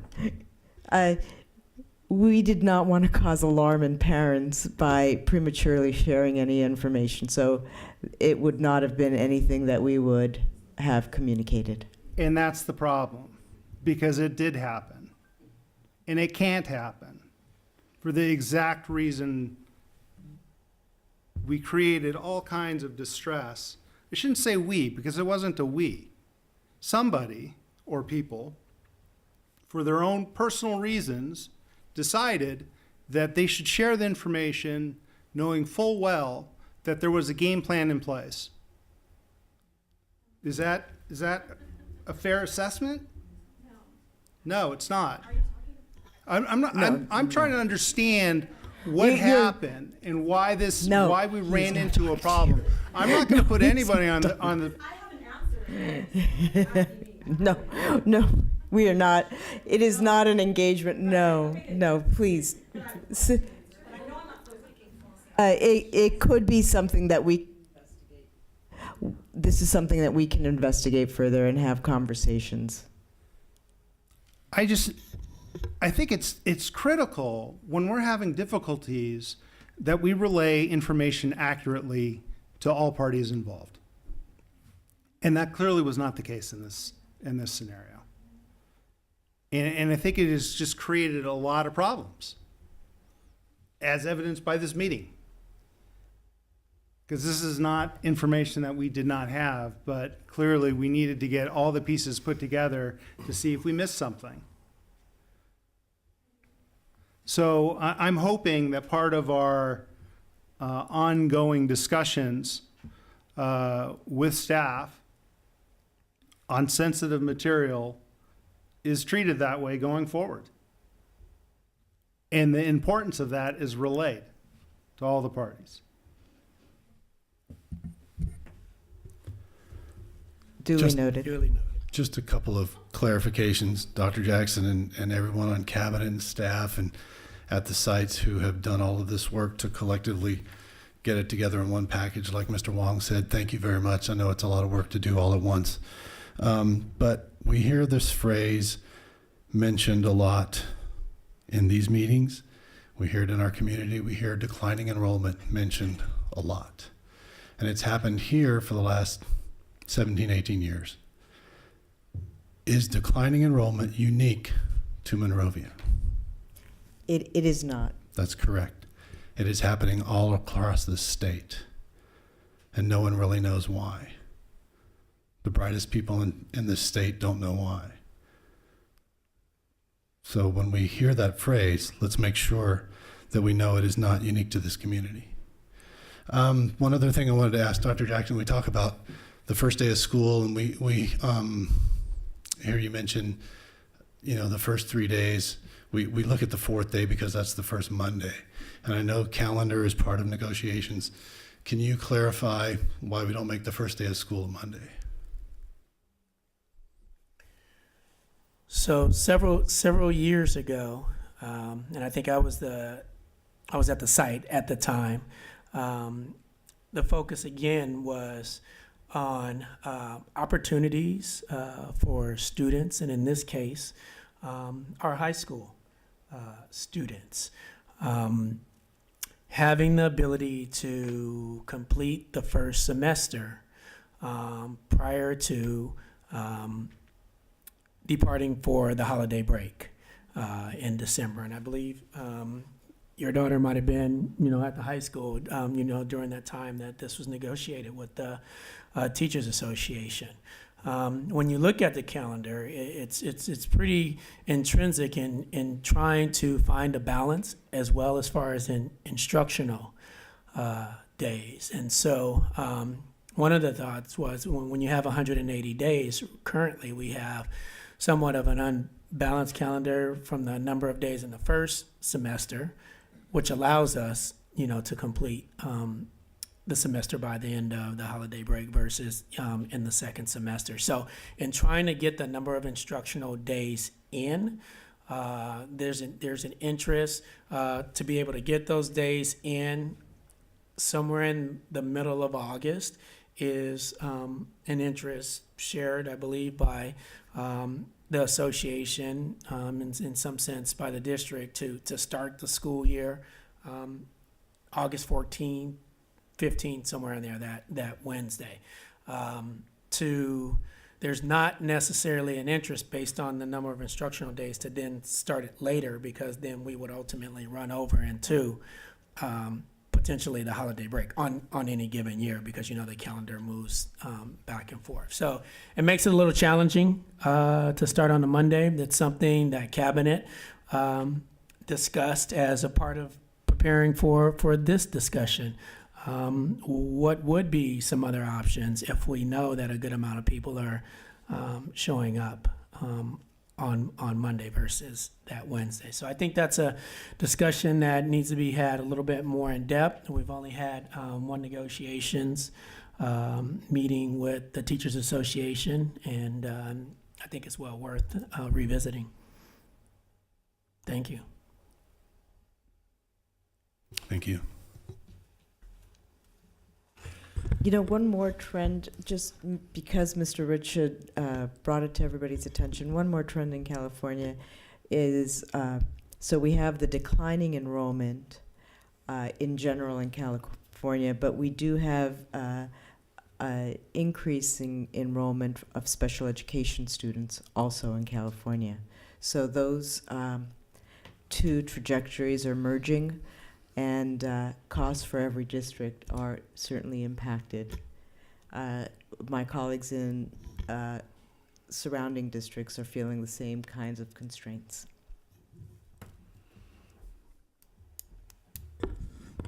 Well, Mr. Conway, seems like you have articulated well, and as well as the staff who followed you. Dr. Jackson, thank you for your analysis, as well as Dr. Kaiser and our excellent CBO and the likes of Ms. Wu.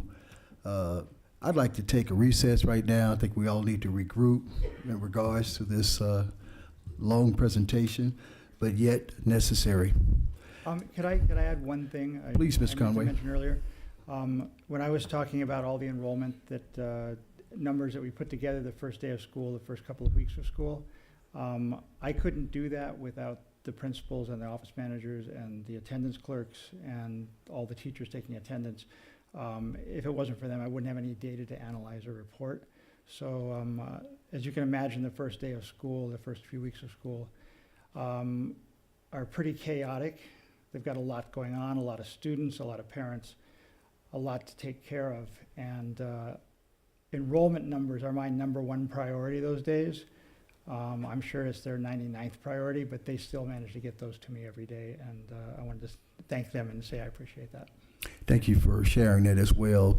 With regards, Dr. Giroux and Dr. Z, thank you for your excellent efforts. That's awesome, man. You know, and the principals, Canyon, Ms. Nichols, and the news. I got jokes, Michelle, but I won't do that. I want to say the autograph news lady, and of course, Miss Wildrose in the back. This is just tremendous stuff. Mr. Wong, Mr. Rich, and Mr. Hammond, I think your questions were right on, your observations. And I just want to remind the audience it was nothing directly, but we have to address when we receive things like this so we can put the rubber in the road. So at this moment, let's take a 10-minute recess. Thank you.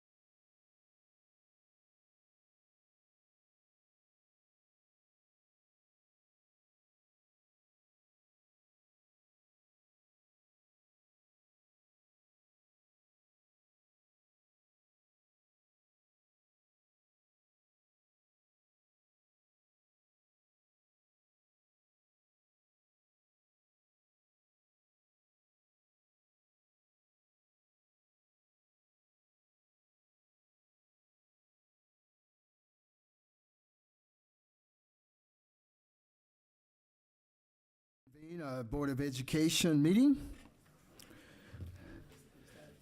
Dr. Sue Kaiser would like to hear from you regarding the 2018 CAASP testing scores. Good evening, President Williams, Board, Cabinet, and Community. Tonight I will share with you the results of the state test by grade over a 3-year period so we can examine the trends over that time. We will see the results of the great work that our teachers do with our students and celebrate the gains, analyze the gaps to determine where we will put concentrated resources into our school system. As you know, we have student achievement at the center of our district plan outlined in our LCAP. We use these results as well as local results such as benchmarks and grades to determine materials and support for our students and teachers. Before I begin with the grade level results, I would like to review the district 3-year trend and the state 3-year trend. 3 years ago, the district math average was 38% for the entire district grades 3 through 11. And for the 2018 year, the district math average grew to 41.24. That's a 3.24 gain over the past 3 years. And as we look at the state average, as Monrovia's demographics are very similar to the state of California, and we find that the state average for math in 2018 was 38.65, we have maintained a 2.59 lead in math over the state of California in our overall scores. 3 years ago, the district English average was 54%. And for the 2018 year, the district ELA average was 56.9. That is a 2.6% gain over the past 3 years. When we look at the state average for English language arts in 2018, it was 54.22. So in English, we have maintained a 2.68 lead in English over the state of California in our overall scores. The teachers have the largest effect on achievement of our students as they apply their craft and skill in the classrooms every day, unwrapping the difficult and challenging standards. Now we're going to look at the scores by grade level and with the state comparisons. So in our first graph here, we see third grade, a 3-year comparison. The blue line is the state of California, and the orange line is Monrovia. And so you can see we have a healthy gap between the state and Monrovia. And with that, our trajectory is rising. In 2018, the third grade was at 52.9% proficient. The students were proficient in English. And third grade literacy is one of our LCAP goals. And so as we're focusing on that, we certainly are getting the results. The same type of trajectory is true in math. When you look at the bottom graph here, we see that when we look at 2016, we were equal with the state. We really try to keep that buffer between the state and Monrovia, where we're scoring a little bit higher. We're outscoring our zip code, actually. And so you see that we've enjoyed a nice trajectory in third grade as we have had that focus on third grade literacy in our training programs, our conceptual math programs, our programs in phonics and skills. And we're seeing results with the work that the teachers have done with the students. So over the past 3 years, we've had positive growth. We've kept that gap between the state and Monrovia, and it's been our LCAP goal.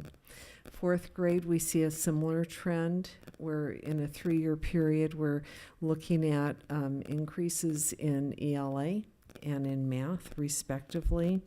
The ELA scores have risen to 56.4, where the state is only at 48.6. And then in math, the district is at 48.8, and the state is at 42.9, and you can see a healthy rise from last year. So we look at fifth grade. In fifth grade, we have a little bit of an alarm going off. As we had a rise last year, you can see where we peaked, and then we had a decline in 2018. So as we're looking at this, we're going to having data chats with each one of our elementary principals, and we're asking the principals to analyze with their teachers the specific claims. What are the areas within language arts and the areas in math where our youngsters have had problems? And what is it that we need to change in our program to help this trajectory to get back on track? Before you move on, Dr. Kaiser, can we go back to that, Yes. please? This mirror that we're seeing on the top, what was it that caused the state to go down and us to go up? No, we're. I understand, but from the previous year, I mean, for 16, 17, it increased. Yes. And theirs decreased almost a proportionate amount. It's a really weird phenomena, and I don't have an answer for that. But I will take a little sidestep and talk to you about a conversation that I had this morning with Eileen Strauss, who is the vice president of the state school board. I was reviewing our district scores with her, and Eileen goes to every state in Sacramento, to every state school board meeting because she's the vice president of the board. And she sets the policy that's wrapped around these standards in this test. That's part of her job as a board member.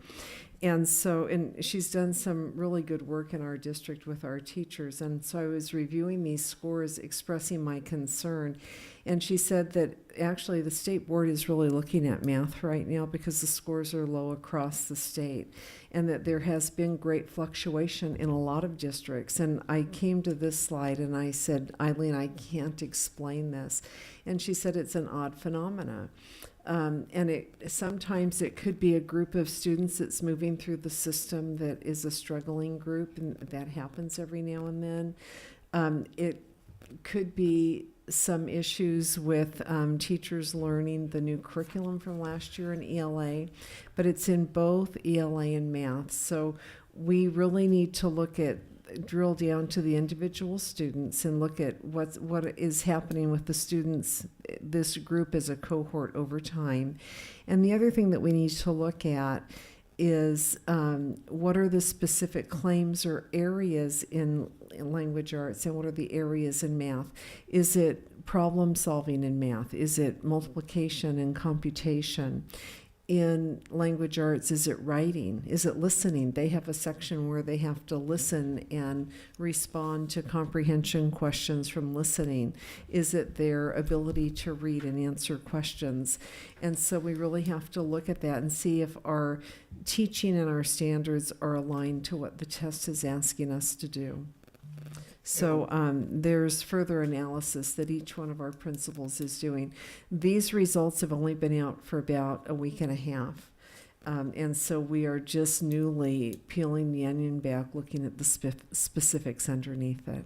In the recent past, the rigor that the state is now testing is much more stringent. Yes, it is. And so would that have anything to do with a possible decline, because the state standards are so much more rigorous? It has to do with the total condition of the entire state, and definitely in our district also. Our textbooks, we've been slowly replacing our textbooks, and the new textbooks that we have been purchasing, teachers have selected them in textbook committees, and they are aligned to the new state standards.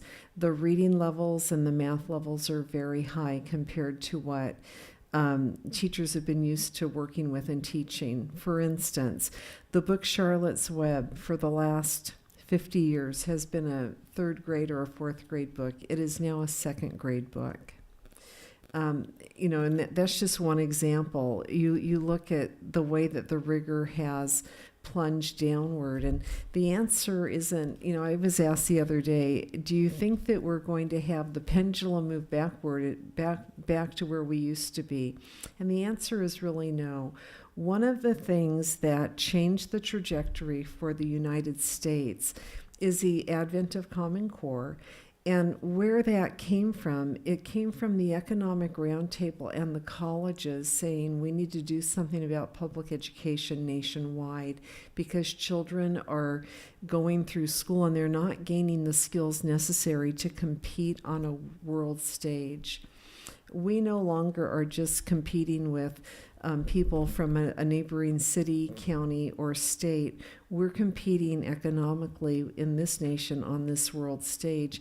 And unless the entire world lowers their standards, the United States isn't going to do that either.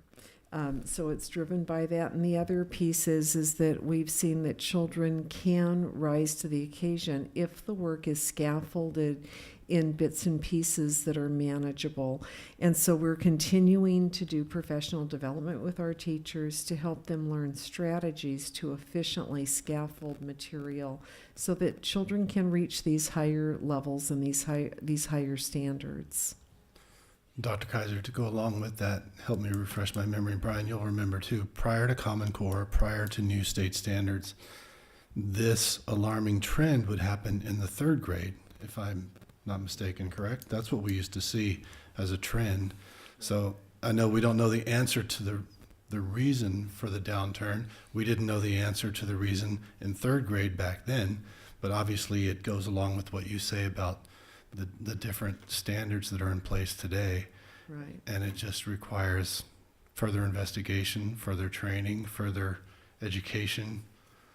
Who knows the correct answer, but it's interesting to note that prior to Common Core in the previous curriculum, it was third grade and now it's fifth grade. Mm-hmm. And how do we correct that? And then do we start seeing it in the seventh grade or, Well, we're going to see 2 more dips, so hold on. Here we go. No doubt. So as we look at 6th grade, we see a trajectory that is so awesome. In 6th grade ELA, a huge gain last year, and they lost a little bit of ground, but there's still a healthy margin above the state. And there's 2 reasons that the state average is important for us to look at when we're looking at our number. First of all, our demographics in Monrovia are very, very similar to the whole macro of the state. We're a little tiny representation of the entire state of California. We have a similar number of free and reduced lunch, English language learners. Our numbers are just a complete mirror with the whole state. And those are indicators of how students are going to do the assets that children bring to school with them. And so that's one of the reasons that we look at that. The second reason is you can see the state lines are not very dynamic. They don't have a lot of wiggle room. The state grows at a very systematic pace. And so if we're outpacing the state and we continue on these large trajectories like this is indicating, that is amazing work. And I believe that we can be an outlier here in Monrovia with the work that our teachers do. As I walk classrooms, I'm not seeing teachers that are saying, oh, it's too hard, we just can't do this work. I'm seeing teachers apply themselves to this work, and they're asking the right questions, and they're doing the right work. It's just going to take a little bit of time. Dr. Kaiser, excuse me for interrupting. I think that bears repeating. What you said about this community mirroring the state of California, it's a microcosm of the makeup of the state of California. However, we outpace the progress for the state. That is amazing. Mm-hmm. It is. That speaks very highly of everyone in this district. It does. It is the hard work of these teachers in these classrooms. The 6th grade math, look at what happened in 6th grade math. And we've really struggled with middle school math. It's been really hard. We have adopted new curriculum. Eileen Strauss has actually come and worked with our 6th grade teachers and helped them to understand the system of the Common Core. She comes about once a month and she walks classrooms and gives them feedback. And she knows the Common Core pieces better than anybody. She's setting the policy, and she's in the weeds with it in Sacramento. And the teachers in the beginning, it was really hard. It was very difficult because their content's real difficult. We're asking them to teach in a way that they've never taught before, and we're also asking them to teach in a way that they did not learn math. And we're asking them to do that while they're working. And that was the piece that Eileen said to me this morning. She said they're having to do this. They don't get to take a year off and learn it and then come do it. They're teaching every day, and we're asking them to alter their practice while they're teaching. She said that's very hard to do. And I agree with her. But we're having some success here. And as we look at 7th grade, look at this. The margins are tremendous. And that 7th grade math, we took a little hit last year, falling a little bit, but they've recouped, and they're maintaining a very good margin. In 8th grade, the ELA, we have been working with the ERWC expository reading and writing curriculum, and we've been working with teaching students to write to text and to prove their answers. And that work is really helping them to think the way that they need to think as they're headed toward college, and that's really the work that children are being asked to do. In math, in this math graph represents the same type of dip that we saw in 5th grade. And so again, the principals have been made aware of this. They're looking at it. We're having data chats right now with every one of the principals, who in turn will have data chats with their teachers. And not to belittle teachers for this kind of a performance, but to look at it and ask the questions. Why did this happen? What claims didn't the students get? Where do we need to beef up the work that we're doing? Do we have kids that are failing that we need to create some interventions for? And our high-level kids that are doing really well, are they grasping it at the level that we need them to grasp it? So there are many questions that need to be asked in order to flip the practice around and to help people look at it and say, yes, I can do that. And if we think back about that John Hattie research, the number one effect size is teachers collectively believing that they could do this work. So these graphs are indicative of a teacher belief system. We need teachers to not get discouraged about their data, but to be encouraged and to analyze it enough to figure out an answer so that they can try something new. In 11th grade, we're having a similar issue in math where we had a tremendous peak last year and then we fell off. We had more students at Canyon Oaks, and if you pull them out of the equation, we don't dip below the state. However, these are all Monrovia students, and they all belong to us, and so we're having those same conversations with all 11th grade teachers. And at the high school, the only grade that we test in is 11th grade, which is a problem because we can't see the trajectory from 9th and 10th grade on the same test. In 11th grade ELA, you could see that we're mirroring the state. The state had a slight rise last year. We had a tremendous rise. And then we had a little fall off last year, so did the state.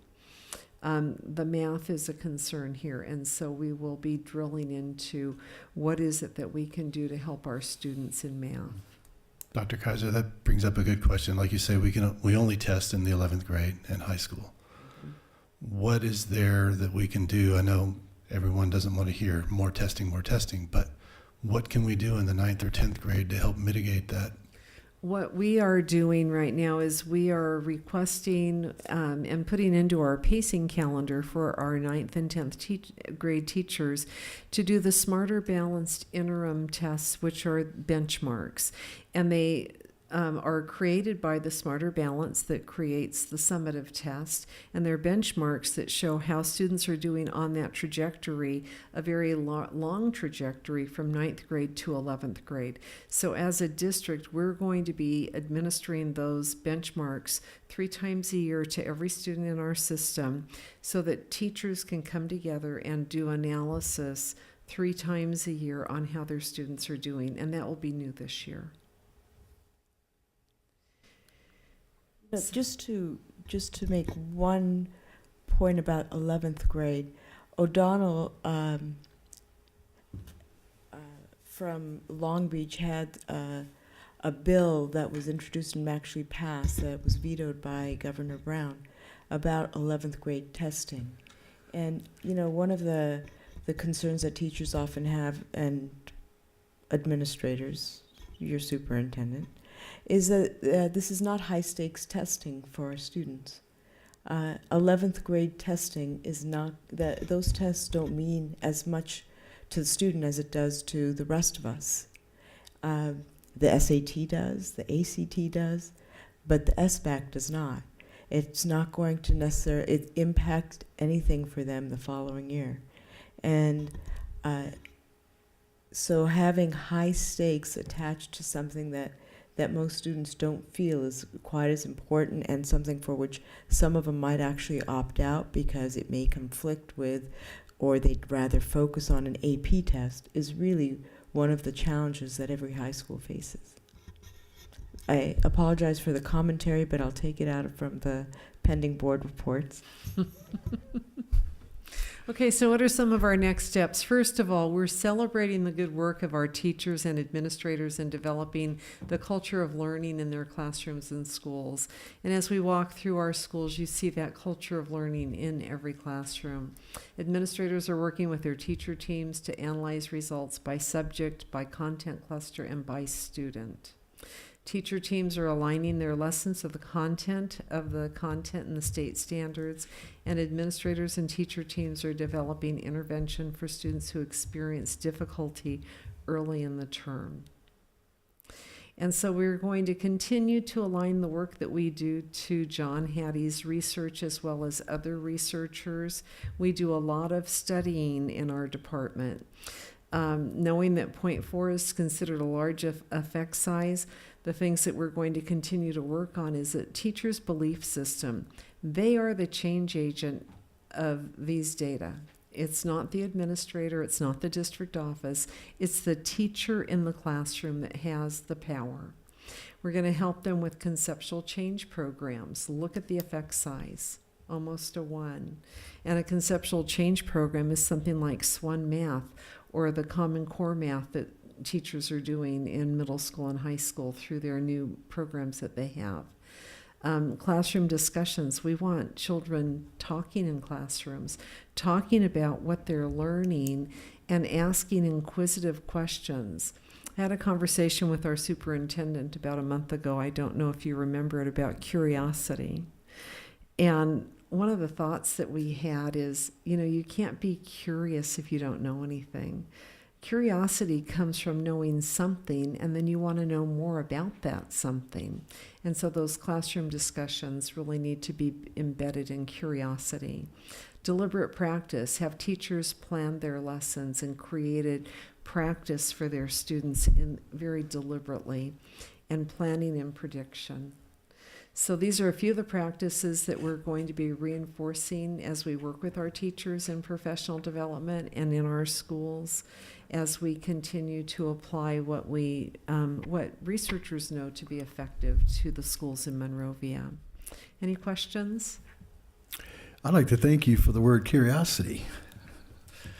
No, sincerely, Dr. Kaiser, this is excellent news. And Dr. Tarosian and I also spoke about broadcasting, tooting our horn with regards to this matter, since some have accused us of being not aggressive in this area. So this is excellent news, and we certainly will share this on our social media page and let the public know how well we're doing. Any other questions for Dr. Kaiser, please? I see that there's none. I'd like to move forward to the consent agenda, which consists of 20 items. And motion's on the floor. So moved. Second. Ms. Huff? Board Member Wong, Yes. Board Member Hammond, Yes. Board Member Rich, Yes. Board President Williams. Yes. Motion carries 4-0. Thank you. Dr. Kaiser, will you lead us in the educational service regarding public hearing resolution of sufficiency of textbooks or instrumental materials? Yes, this is regarding the Williams requirement that every student in our system have every book they need for learning in their hands. So the Board of Education has requested to hold a public hearing for the purpose of receiving information relative to the topic of adequacy of textbook funding and the availability of textbooks or instructional materials in the district for student use during the 18-19 school year, and to adopt resolution number 18/19-04 on the sufficiency of textbooks or instructional materials pursuant to Educational Code 60119.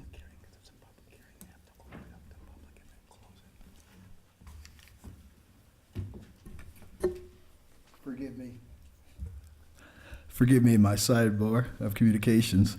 I just was reminded with regards to this is a public hearing regarding the communication that has been set forth.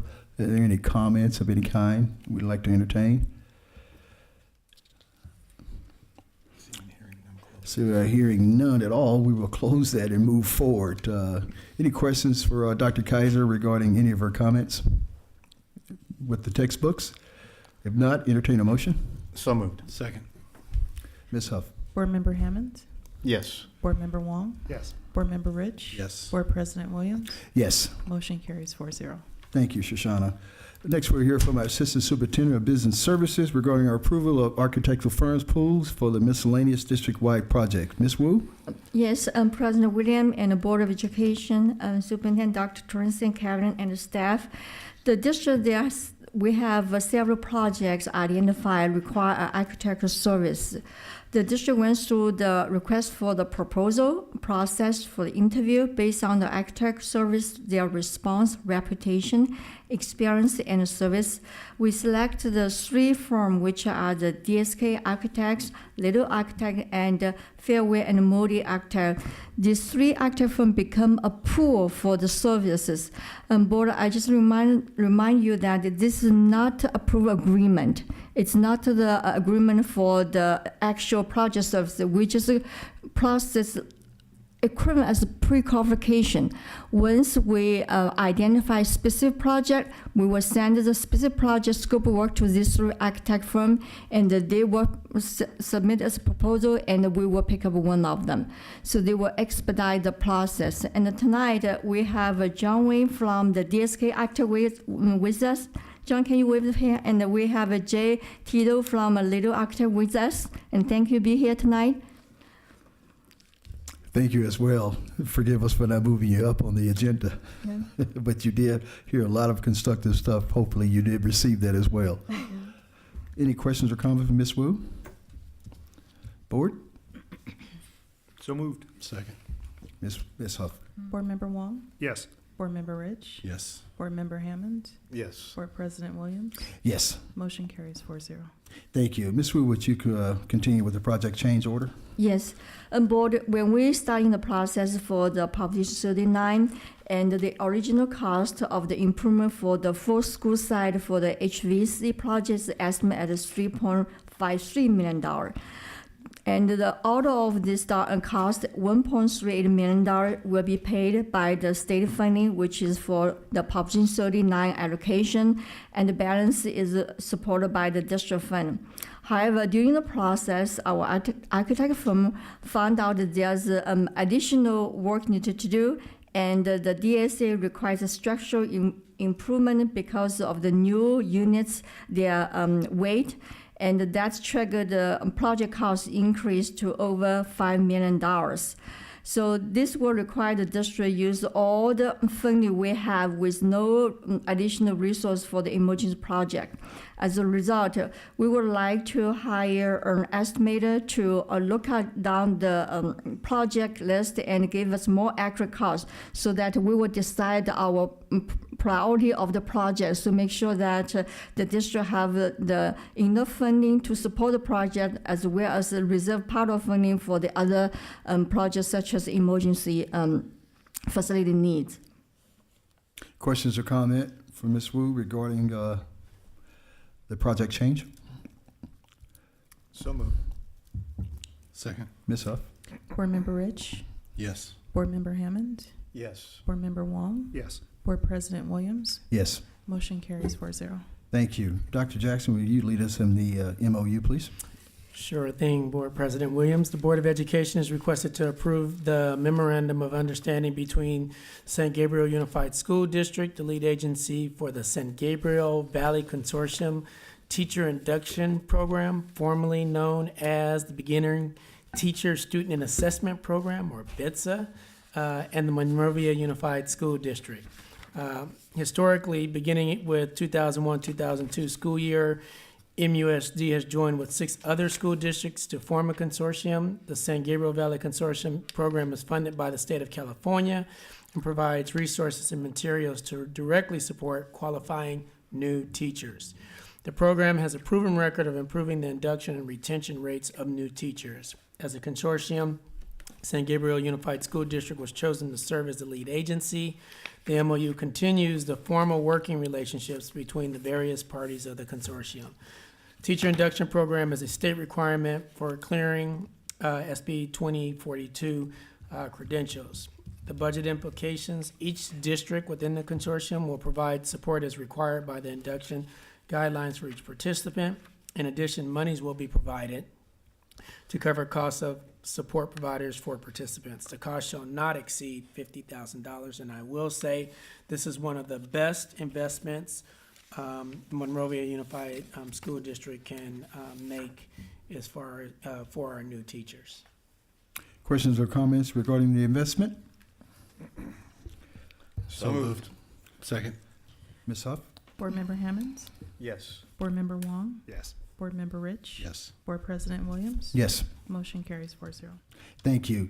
Any pending board issue, Dr. Terosian? No, I provided it in a previous update. Thank you for that report. Moving forward with old business, which entertains our next regular board meetings for October 24th, November 14th, and December the 12th. Our new business is our Pupil Free Day at all sites on October the 12th, and a Great California Shakeout on Thursday the 18th, and then Red Ribbon Week on the 23rd to the 31st. And of course, this wonderful dedication and the likes of Mr. Frank Jansen, the library ribbon cutting ceremony will be held on the 26th. And from my understanding, Dr. Grossi is going to be at 3:15 p.m. The Veterans Day, all sites will be closed on the 12th of November. And of course, the California State Board Association Annual Education Conference in San Francisco to the 29th of November to the 1st of December. I'd like to adjourn this regular Board of Education, regular open session rather, at 9:34. Thank you.